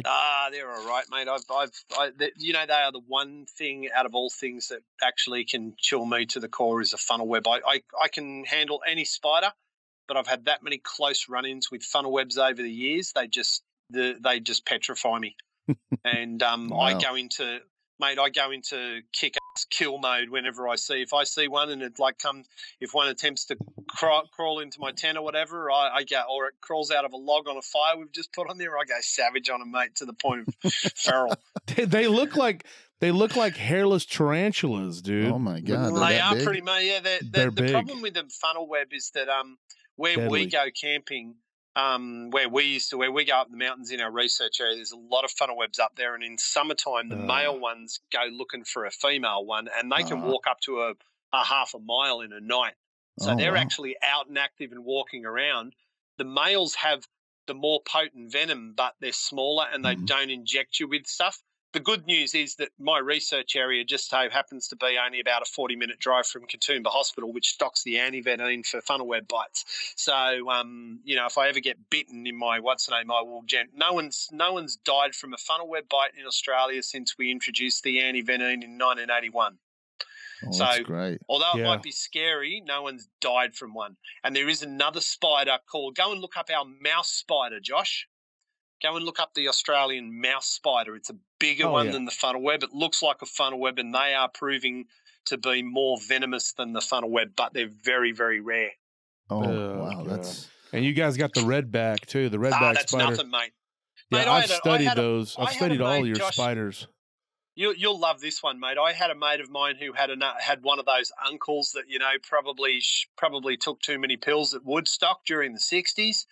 And he used to sit on the patio and he would actually get the redbacks and get them to bite him because he used to get off on the hallucinogenic effects he got from the venom. Oh, my God. Oh, my God. There's actually a story, a book I think I read. I can't remember the name of it, but I read a book about that from a guy that would actually do that with black widows. Yeah, you get immune to it, and then it just gives you a hallucinogenic. You just get a hallucinogenic experience from it. So nasty. You have so many spiders down there. Yeah, you guys have the marsupials that evolved from the megafauna from the Pleistocene, I guess. And, see, this is there's one there. Now I mentioned before about felines. Now you want to talk about two cryptids that I think are very much alive here Tasmanian in Australia. tiger. The Tasmanian tiger is number one. That should never have been declared an extinct species. I have seen a photograph from they said it was never on the mainland. It was only in Tasmania. Well, I have seen a photograph from 1873, which was taken on of a property in Bendigo where the guy had 76 dead Tasmanian tigers shot and all hung up along his fence on his property, displaying them, and took a photo of it. So they were definitely here on the mainland. They've been sighted around South Australia and up into far north Queensland. Like there's been, I think, since they were declared the extinct years ago, there has been over 6,500 sightings of them on the mainland alone. So they're definitely there. But what everyone talks about, you hear people talk about the panther here in Australia. There's a bunch of us out here that actually think the panther is what we're seeing out here is a melanistic version of another marsupial we had here, which was more broadly called the marsupial lion. Mm-hmm. Scientific name was Thalacaleo. Okay. So this was now you're talking about something that was an arboreal creature, had very long claws at the front. It was a tree climber, but it was also aquatic. It loved the water as much as it loved trees, and it would drop down out of trees onto its prey and bite them on the back of the head. And we still find a lot of prey that's been attacked this way out there.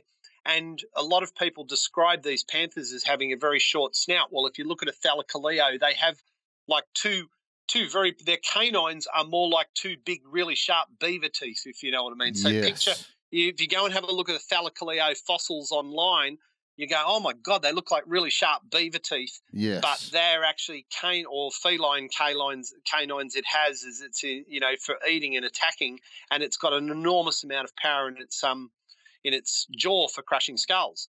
Now, I think definitely thalacaleo is out there and still alive today.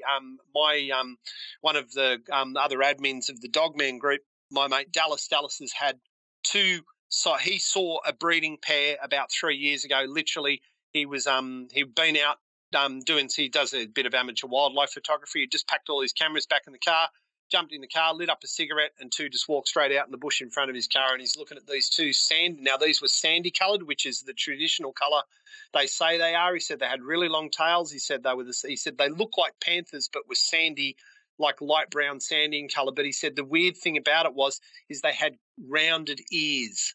So they weren't pointy like a dog. They were actually rounded like a cat.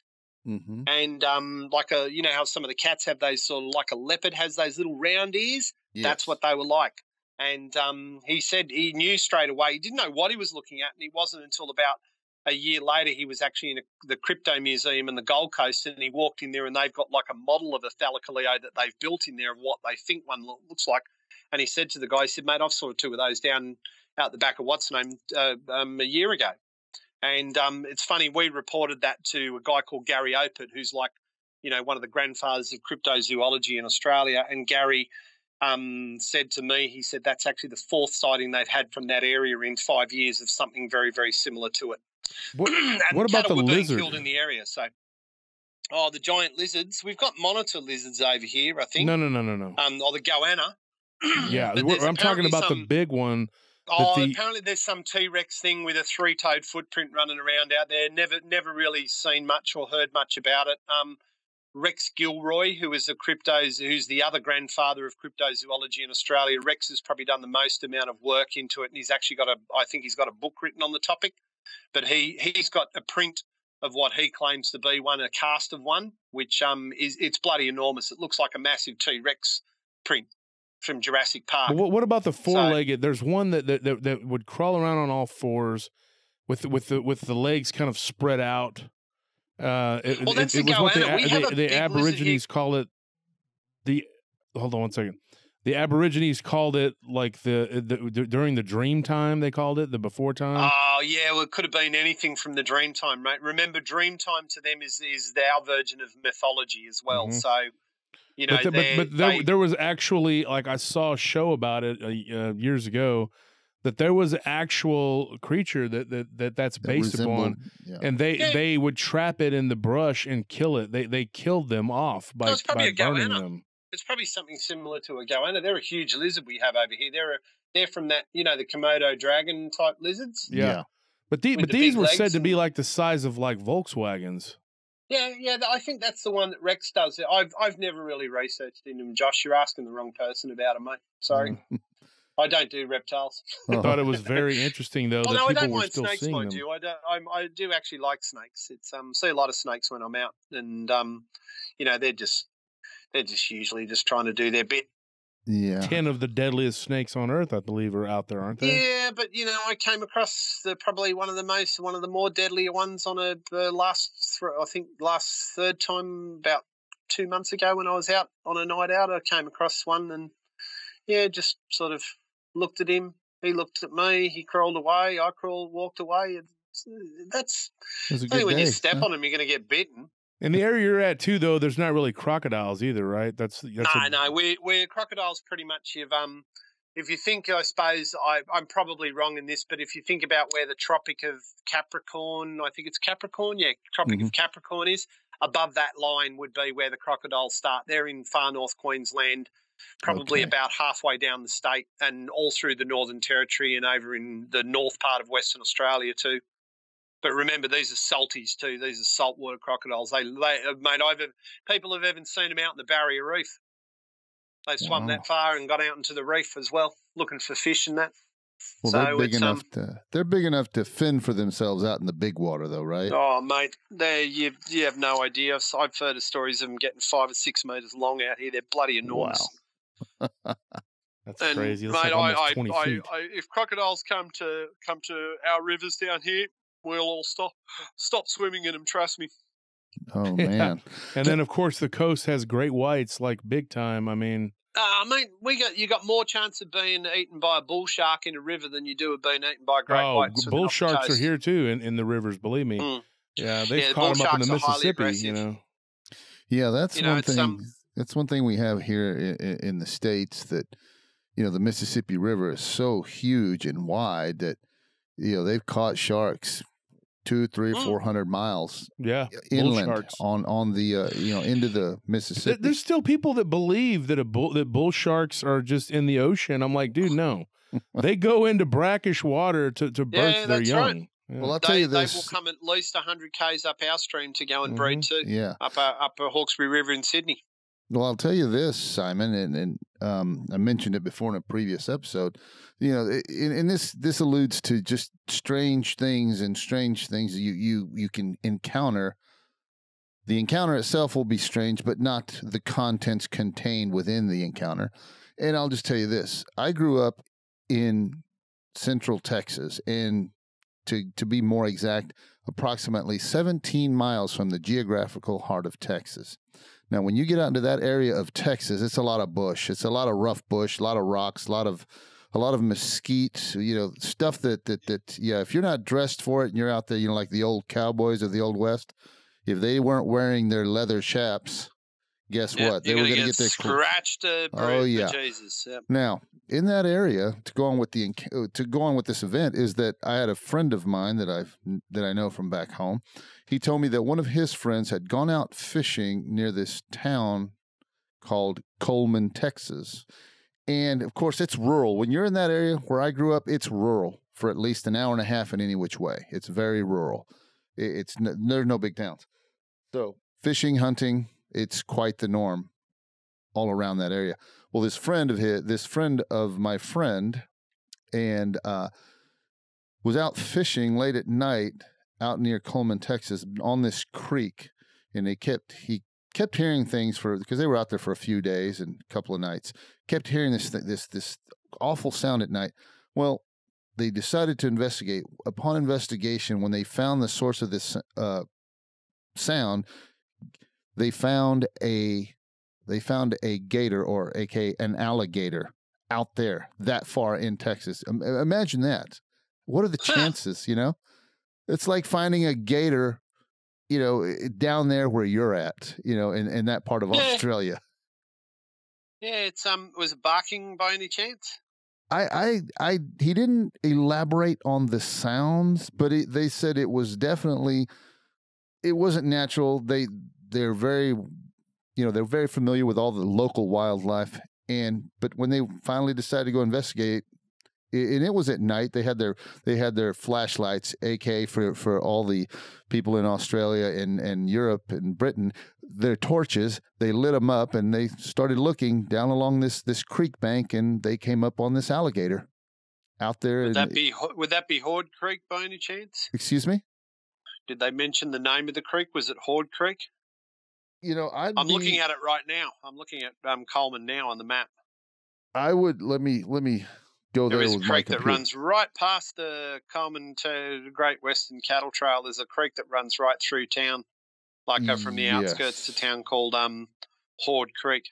Yes, I would say that it's probably Horde Creek or any of the little tributaries out there. Yeah. Yeah. And they found an alligator, and you can see, how far away. You can find them around the Houston area and Beaumont and all that.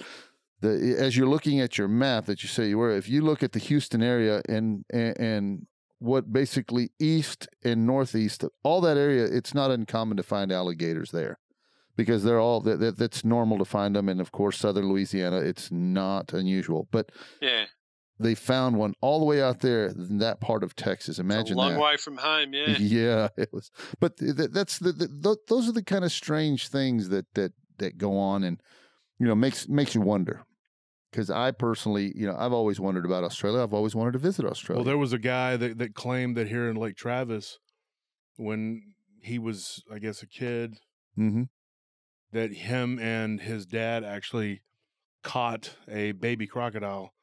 It was a little bitty one, but it hadn't grown. It was just a freshwater crocodile. But my theory was that somebody threw it in there. To see, let's see if this thing will grow. And they managed to catch it as a juvenile. It was little, and they turned it over to the Parks and Wildlife department. Probably same similar thing happened with that other one. Someone's probably had it as a pet or something and thrown it in the local river. And those ones are fine as long as you don't put a breeding pair out there. I just hope that your spiders don't ever come here. That's all I know. Mate, I believe the redback already made its way to Japan in a bit of timber. They're finding them in their drains over in Japan now. So, it's interesting. Well, I'm surprised they haven't hitched a ride on the planes. Josh, you're at Austin, aren't you? Yes, we're in Austin. We're in Austin. We're in Austin, and it's quite weird here itself. There, Simon, if you ever come down here, you were telling me, Josh, you got a bunch of weirdos around Austin, haven't you? It's full of weirdos. Most of them are migrants from other states. One in particular, from California. Yeah, we got a lot of. There's a lot of people here in Austin now. There were people on the Paranormal Round Table discussion on Facebook talking about vampires. Yes. Yeah. And I know that sounds like a very odd subject, but I can tell you this: my brother's son, your nephew, dealt with what he believed were vampires in New Orleans when he was down there, and also that other witness. Well, we that's spoke always to. got a there's another witness we spoke to. Now I got 4 or 5 vampire stories, and one of them was an ex-girlfriend that I kind of pushed to tell me her story, and she eventually did. It happened in El Paso. One thing me and Sal have noticed, though, like when you get into the stories of like we were talking about reptiles, we get into these stories of these like velociraptor-looking creatures that we hear about, the gargoyle-looking creatures, the werewolf creatures, the dogman, the Bigfoot, the different types of Bigfoot. You'll notice a thread in certain regions. And one thing I've learned about the vampire type stories, mythos or lore or whatever, is it comes from certain regions. Now, there is a city here in Texas that we hear. Sal, you want to tell them what city comes up here in Texas about the vampire legend? Oh my God! Now you have me drawing a blank. You just dropped the ball. Bro. I dropped the ball big time. What, Tony? What was it? El Paso. No, yeah, that's the only thing that was coming to mind. I thought, I was gonna say, don't tell me it's Austin because the only thing I know of is El Paso. No, not here. It's at El Paso. That's one of the ones that comes up a lot. But I thought you remember we talked about that. Yes. Yeah. But that, and then New Orleans, of course, is one that everybody seems to believe has a culture of vampirism. Yeah. And we had a Where's witness. El Paso near? It's in El Paso's. El Paso is like what? How many hours from here? 10 hours? 8 to 10, yes. It's a long depending way. on how you drive. 8 to 10 hours from here. Down I-10, yeah. I would say 8 hours. It's far West Texas. Yes, that is the very tip of West Texas in the Panhandle. That's the very tip. It's a border town. To get into New Mexico from El Paso proper is maybe 5 minutes, 10 minutes at the most, and you're inside the. You cross the state line into New Mexico. Unfortunately, I've had 2 ex-girlfriends from one. So El Paso is actually. Oh, I can see it. Yeah. Okay. Yeah, it's in the far Mexico. tip. Yep. Yes, it's up there in that tip right there. Yep. One ex-girlfriend that I had from there actually told me a very horrifying story of a vampire type creature that reminded me of what could have been like some sort of entity transforming into something, but I don't know what it was. But we get like reports, and then of course El Paso seems to be a place where we hear about it. There's another city that has come up a few times. Sacramento. Yeah, I've gotten a couple stories out of Sacramento. The thing that always gets me is like I keep, and like Mondo can attest to this, and all my guys at the round table here can tell you, I used to keep really meticulous journals, And when I would get a story, I would go and I would listen to it, then I would go write it down, or I would record it, and I would try to commit it to memory as best I could. And some of these stories, you'll put one away in like an obscure kind of miscellaneous file, but then later on, you'll hear another story that comes from someone completely different, but and a lot of similarities. About a lot of the similarities, and then you'll be like, "Whoa!" Like that smacks of the other story. And then so what ended up happening was I got 4 stories out of El Paso that were pretty hardcore, and 2 of them were very similar. The one was just really weird, and then there was another one that I couldn't really explain, but it was sort of the same thread. But 2 that were almost identical. And then New Orleans, I got about half a dozen stories out of New Orleans, and me and Armando actually had a guy that we both interviewed together. And he told us this crazy story about being in a nightclub, and yeah, we're going to do a show about that. So yes, yeah, he's this particular witness is kind of like Josh. He is a magnet for he's a magnet for people just telling him everything. I don't know how that works, but he's always had people tell him stories. Well, I'm not a magnet for it because I ask. It's not like people just come up and volunteer. Every once in a while, somebody will volunteer something, but most of the time it's because I'm either listening to a podcast that they hear, like it's like the guy that I worked with. I guess maybe I'm jealous because I don't have random people ever. Never had one just say, tell me They're a weird not going to do that, man. You have to. My dad used to say, "You make your own luck, son." You have to go up to people, and you got to be brash enough to be like, "Hey, has anything weird ever happened to you, Simon?" Because I've worked security, and I worked in a club for 10 years. I worked security for 20 years. So you take that much together, and you go, "How many people did I work with?" People will a lot of times they'll say, "No, nothing weird's ever happened to me." Bull crap. Okay, that's bull crap. What ends up happening is they'll say, "Well, there was this one thing," or they'll say, "No, but I know somebody who did have something weird happen to him." And if you push them, a lot of times they'll put you in touch with these other people. And I never knew what I was going to do with all this information. Like my wife was just like, "You collected all this information. What are you going to do with it?" And I'm like, I thought maybe I would write a book, but I'm not a good writer, but I am a good speaker. And so I was like, you know what? I'll just tell these stories, And so that's how this all came to be. I collected, and you know what really sparked it? What the match that lit it was seeing that thing when I was 15 years old. That's what really did it. Because before that, I had a few little weird paranormal like ghost experiences, but it wasn't enough to make me start looking. Yeah, I was into ghosts, but I wasn't into cryptids at all. But after I saw that thing when I was 15, that's when everything just kind of went into high gear.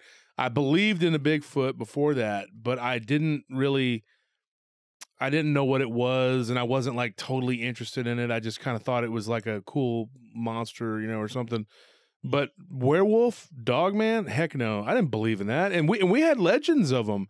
Like I've told over the years these stories over different platforms. I've told stories about these creatures. I've told the legends that we have in my hometown. My nephew's sitting right here; he can attest that we grew up listening to the older Hispanics, in our family tell a lot us of superstition in the Hispanic about the culture. Quedejo and all these other, like the Hombre de Lobo and all these weird stories about these creatures, these entities. I didn't know what these things were. I just thought that they were all just a bunch of legends, and they were just there for scaring you into behaving. But then when I was 15 and I saw something, then it was like, okay, this is real. And then all of a sudden, like almost immediately, everything that I had ever heard was like a possibly real thing. And it's like overnight, And but yeah, then I began to try to figure out what this thing was, and I still haven't figured it out. And it's been, I don't know what 20. And that's what's led us to this, because we're like you in terms of we want to know what this is.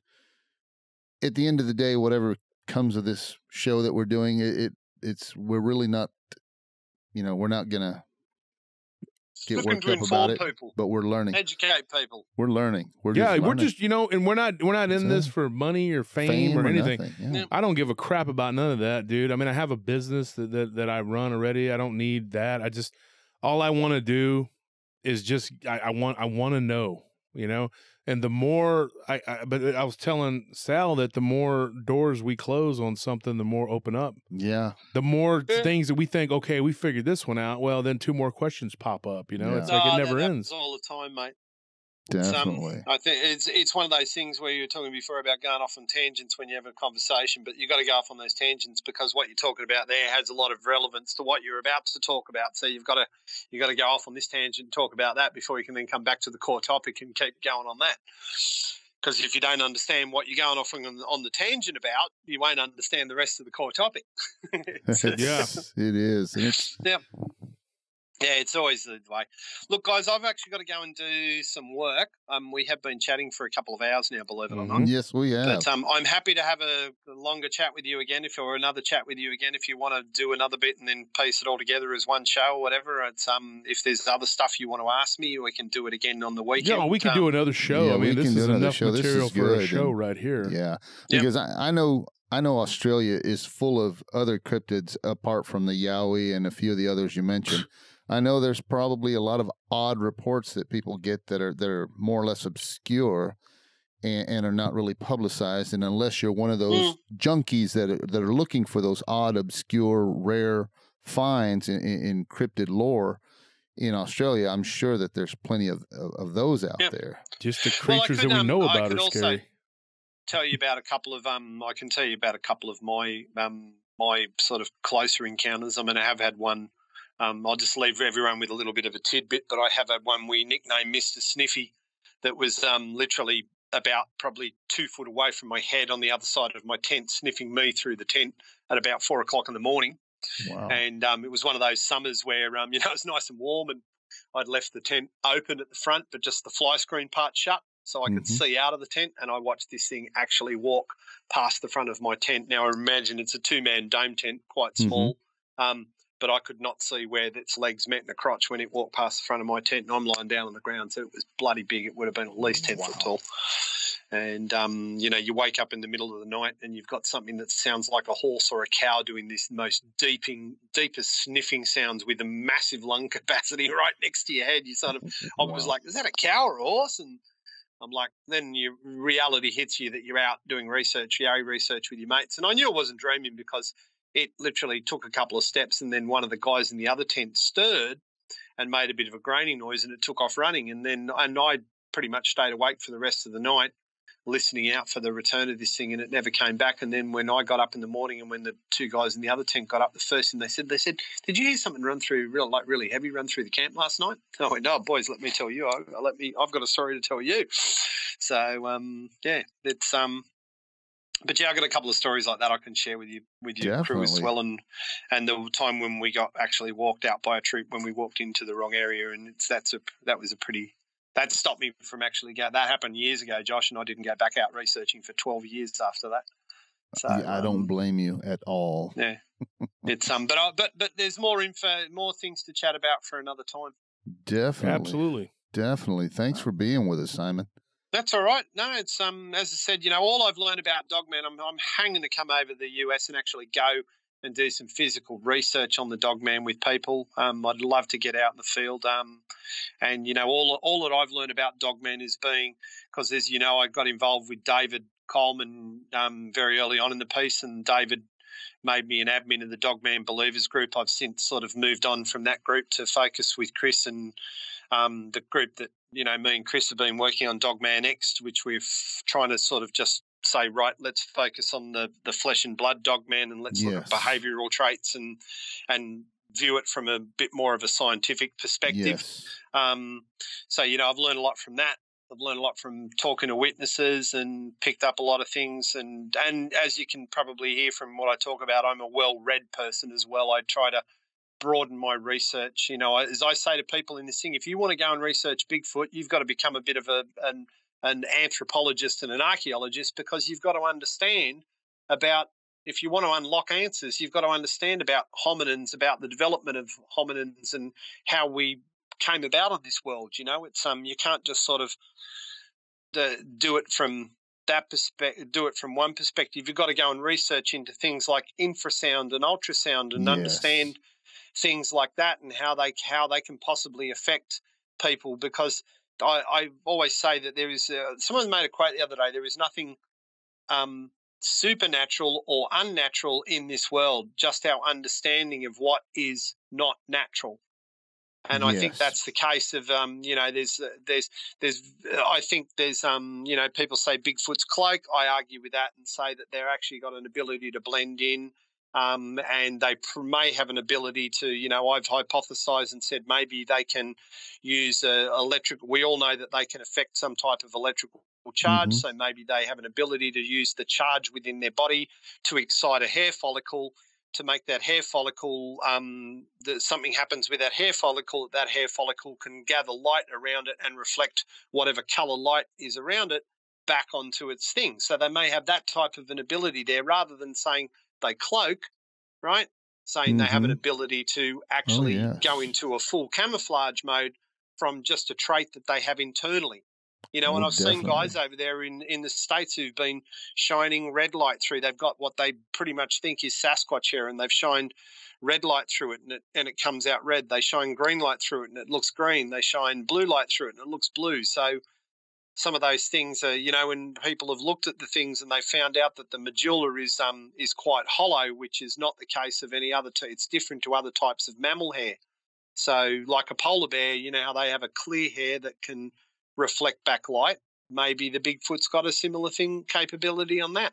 That's a good possibility. Maybe it's infrasound affecting our vision, and our vision's going blurry because of exposure to infrasound, and that's why we see them blur and fade into the background. I think there's a scientific explanation other than just saying he went through a portal, or he went into cloak mode, because let's face it, if you understand cloaking from a scientific perspective, yes, scientists have managed to actually get something to cloak, but the reality of it is it required a hell of a lot of energy, and all they managed to cloak was something the size of the head of a pin. It's they can't make a car disappear, for example. All of that's that thing that was going around YouTube about that guy that had that invisibility cloak, the Japanese. It was an Asian guy holding up this cloak and he'd disappear. That all came out a couple of months later, that they'd faked the whole thing using green screens, and all he was doing was holding up a green cloth. Yes. So the green, and then they just superimposed that with the same video of him walking down through that area later, and superimposed the background onto the green cloth. So it made it look like he had a cloth that could literally cloak, but it was all done, smoke and mirrors, guys. Oh, yeah. So, but yeah, there is truth. Scientists have actually been able to cloak something, but the size of a head of a pin, not a bloody 600-pound, 11-foot tall creature, that doesn't have a massive big power source strapped to its wrist like the Predator did. I mean, remember Predator, he cloaked in the movie, but that thing in his wrist had enough power in there to also turn into a small thermonuclear device at the end of the movie when he wanted off himself. So, that's true. Learn science, guys. Understands what's actually capable in the realm of science before you come up with wild poppycock theories about, they did this and they did that, and try and actually look at what we know and maybe think a little bit outside of the box of how a scientific principle could be applied to explain something there. It's and the answers are out there if you go and look. You've just got to, as people are prepared to tick off I just think when they say, it went through a portal, that just ticks off the easy part. I saw it go through a portal. Well, why didn't you follow it? Yeah, well, I mean, seriously, guys. People say that they do tell us that. They tell us that they see these things like disappearing, like they'll go and they'll disappear. But who's going to want to follow it, though? Why would you follow it? I've seen a Yowie take 2 steps into the bush, Josh, and disappear on me. But it didn't walk through a portal. Yeah. It blended in so well with its background. Well, I'm not arguing that these people are correct. I'm just, me and Sal get the story and tell her, hey, this is what so-and-so said. It doesn't mean that we believe it or that it's true. It just means that that's... no, I get that. But that's what I wish people would do is is actually give it a little bit of thought, guys, and think, all right, what did I see? All right, I saw this thing. How could it have done it? Yeah, be a little Ask more... yourself how it could have done it. No, not just walk I've never through seen a portal, Bigfoot, right? so I couldn't tell you how it does it. Because I'll be honest, Josh, idea. I'm an adventure person, mate. If I ever saw a portal out in the bloody bush, guess what? I'd be walking through it, mate. Not me. I wouldn't even bat an eyelid. I'd go straight through it because I would want to see what's on the other side. What happens if that portal though closes and you're stuck over there in the other Tough. side? Tough. Well, I'm going to have a hell of an adventure, in the Cretaceous era with the Tyrannosaurus Rex.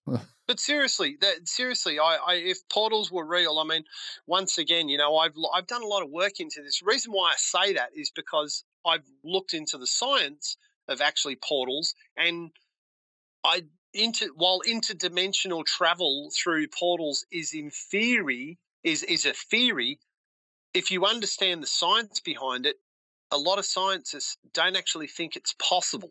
They will say different dimensions exist, but slipping between the dimensions is an impossibility. So, and you know, it's interesting when a science says yes, the dimensions do exist, but you couldn't move between the dimensions because of the reasons that they give, if you know what I mean. You know, so it's like go and study a little bit of science around that and broaden your I suppose you know, your areas of interest, because when you're looking at cryptids, you know, learn some languages as well. Learn about languages, about cultures, about where people came from. I mean, half the people probably don't know that Native Americans all came from Asia. Oh yeah, absolutely. Yeah, you know, because you can tell when someone is from cryptids. Well, when someone has that Asiatic gene, their top teeth will be curved.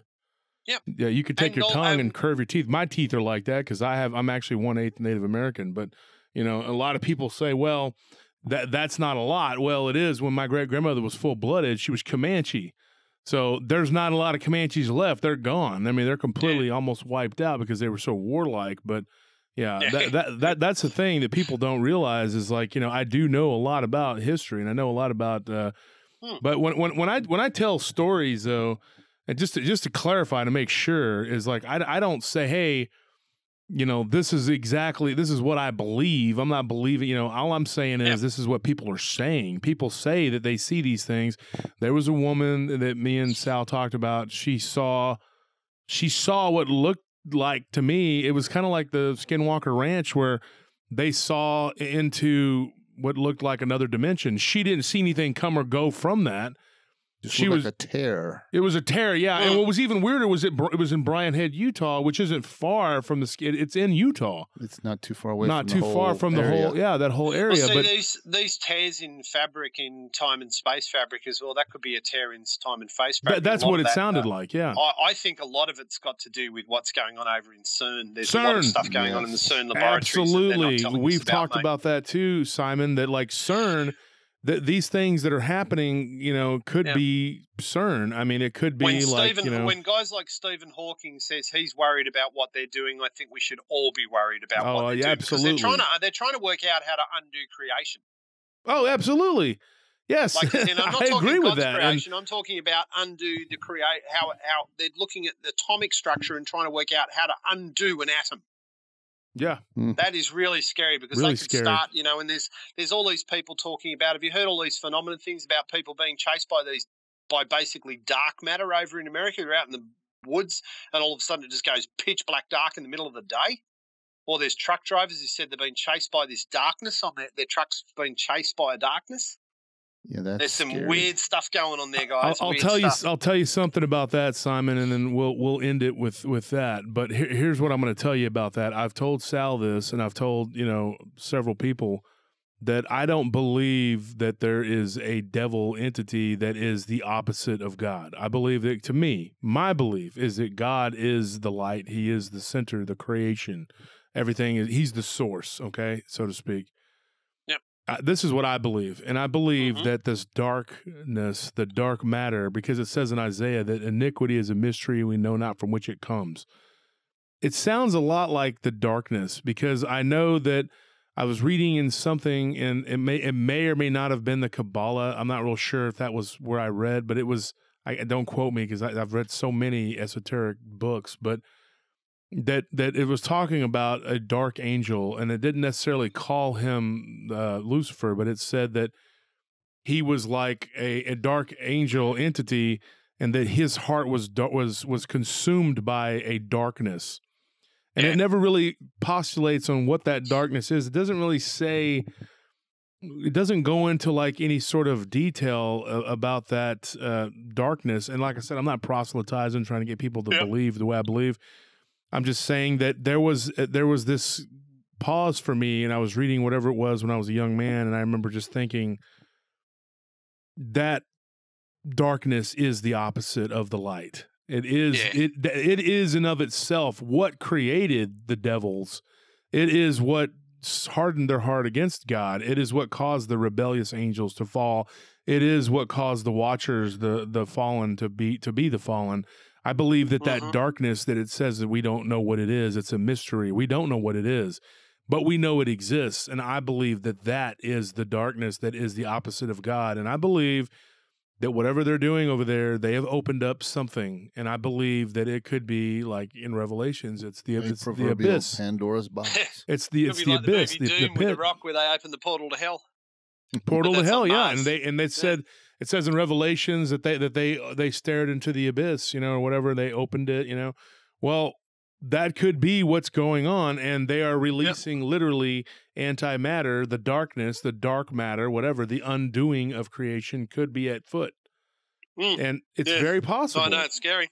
It's very scary, man. Very scary, yes, very scary. The Mandela effect is something that I think is a side effect of it that's happening, because I believe it's the very unraveling of our reality. That's why, you know, people are like, all these weird Mandela effect things are happening, like people that we thought had died and then they're alive again.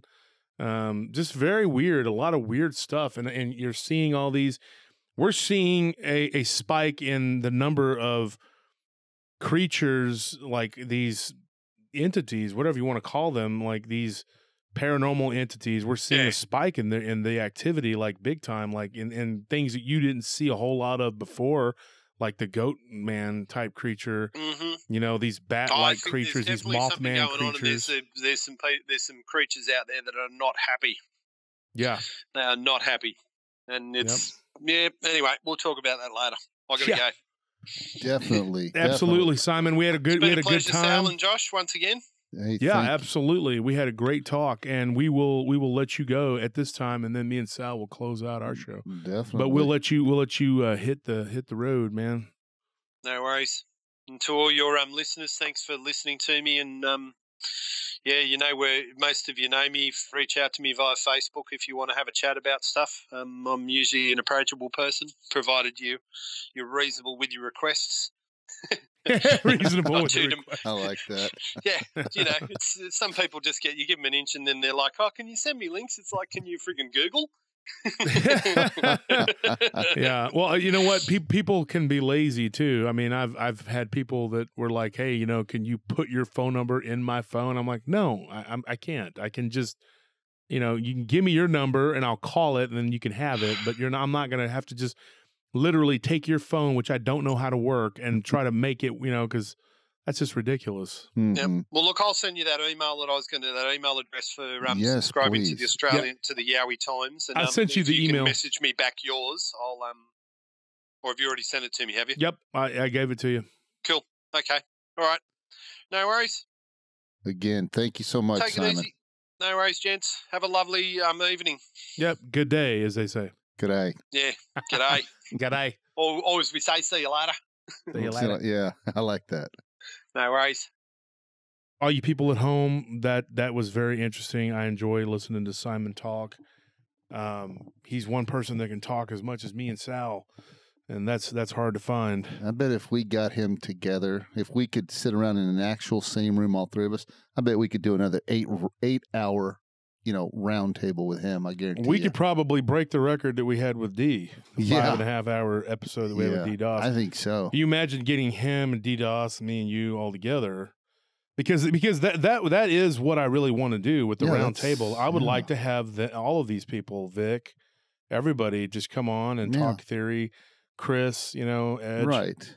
Because and that is my goal. Is as far as the round table, that is what it is. I want everyone to have a spot at the table as someone who is a serious researcher or talk show host who is looking for answers. And, you know, like I said, I have tons and tons of stories that I've collected I don't judge, on the stories or whatever. I mean, like, I get what he's saying about the science and all that. Yes. But that's more for the people that give me the stories. If they want to give the story and they're not necessarily somebody who's wanting to go and do a bunch of research, that's understandable. Yeah. I don't agree with one thing Simon said. I would not follow anything into a portal. Like, he's got big balls to say, to do that, because I wouldn't do it. Like, if I saw a hairy bipedal Yowie creature, like he's talking about, these big, tall, Yeah.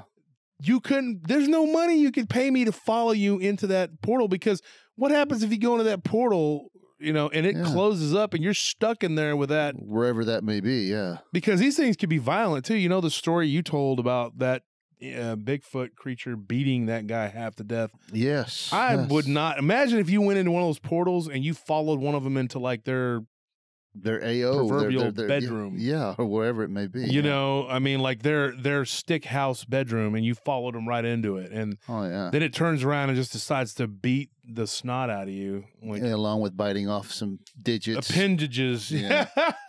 So it did bite that guy's, his fingers off, So it's, but the thing is that I liked about this, speaking with Simon, was that, hey, we were able to, talk Yowie, and he's still got a lot more information. I mean, the guy's a wealth of knowledge. He's been doing it for a long time. Yeah, and he's a wealth of knowledge there. And I'm just thinking, the good thing is he was able to contemplate a few other things and so on and so forth. And that's one thing we like to do on our show, is have these researchers, these interviewer guests, whether they be researchers or whatever, entertain a few of the other things outside that, what are their thoughts on that? We don't just have to stick to, well, this researcher is Bigfoot or this researcher is Dogman, and just stay there. We don't have to, because, to me, I think you have to get into what they're thinking, what their thoughts are on these other topics. I think all these topics have a piece of the puzzle. Yeah, they're all in big puzzle. I think you open the box. I think we need to start our show with that. Yeah, you opened the box, we came. That's it. Explores. What is it? What does he say? Explores on the edge of something experience or something like that. Yeah. Hey, but I think it's great though. And I'm glad that we can provide our listeners a forum where they're not just going to get stuck down one alley, so to speak. It can go off in a lot of different directions, but we're never losing focus of the core topic. Of the core topic, yeah. And that's the thing, too. People say that, well, you guys get off on these tangents and you go on here and you go there. And Simon put it very well. Like, he succinctly, Yeah. Basically, you go off on these tangents because it leads you down another road of hypothesis, but you come back to what you need to be on. Yes. And some of these stories, now let me just say this too, folks. Some of these stories, like, you'll say, well, you never did get to the story. That's because that's not what I'm doing here. I'm giving you like a sneak peek at what is going to happen in future episodes. There's stories that I know I still have not told, okay? There were the Little People story from Devil's Backbone, because I'm saving that for another episode. There's a story about a gargoyle and a key. I haven't told that story yet because I'm saving it for another episode. When I talked about the house in episode 2, I didn't give the story about my grandfather with the phone call, because that's a story I wanted to save for another. So in my mind, it's like a big garden, and I pick the fruit and the vegetables ripe. that are ripe, and I lay them out there for you to enjoy. Mm-hmm. And don't think that I forgot, that I went off on some tangent and I totally just forgot about these other things, because I did not. Oh no. Okay, my IQ is it's almost to the triple digits, folks. Okay, gotta wake up pretty early in the afternoon, get over on me. Okay, seriously, folks, my mind, I believe me, I know. Okay, and so if I give it all to you and we just do one giant 12-hour show, well, then I won't have 12 episodes right there. Okay, so that's how it works. And if you want me, and plus I'd be exhausted and probably not able to do this anymore. I'd be sick of it. Yeah. So this is a small part of my day I have to take out to do these shows, and we are recording. Me and Sal and the guys here, we've been recording for a whole lot, and so so when we take our big vacation in the summer, we don't have to worry about you guys missing on episodes. Yeah, we got to make sure we got plenty of stuff saved up to post out there for you. You'll get your Paranormal Round Table fix. Yeah, that's it. You'd be like, And I there's a got lot these more. cheeseburgers, man. You got any more of that round table, man? That's what you're going to be asking for eventually. I'm telling you right now. You know, I'm just kidding, folks. Hopefully, you won't get addicted to an amateur podcast. If you do, you got to get your life together, man. Seriously, seriously, man. Anyway, that's all the time we have for tonight. From me and from my fellow Hayseed Sal. That's a good name, Hayseed Sal. We call you Hayseed Sal. We call him Hayseed, Mr. There you Hayseed. go. That's it. Hayseed Sal, and all the Paranormal Roundtable guys, The staff, the and staff. the tech guru, and our creative director / producer / taskmaster. our studio dog. Yeah, he He's stays hanging on out us. here.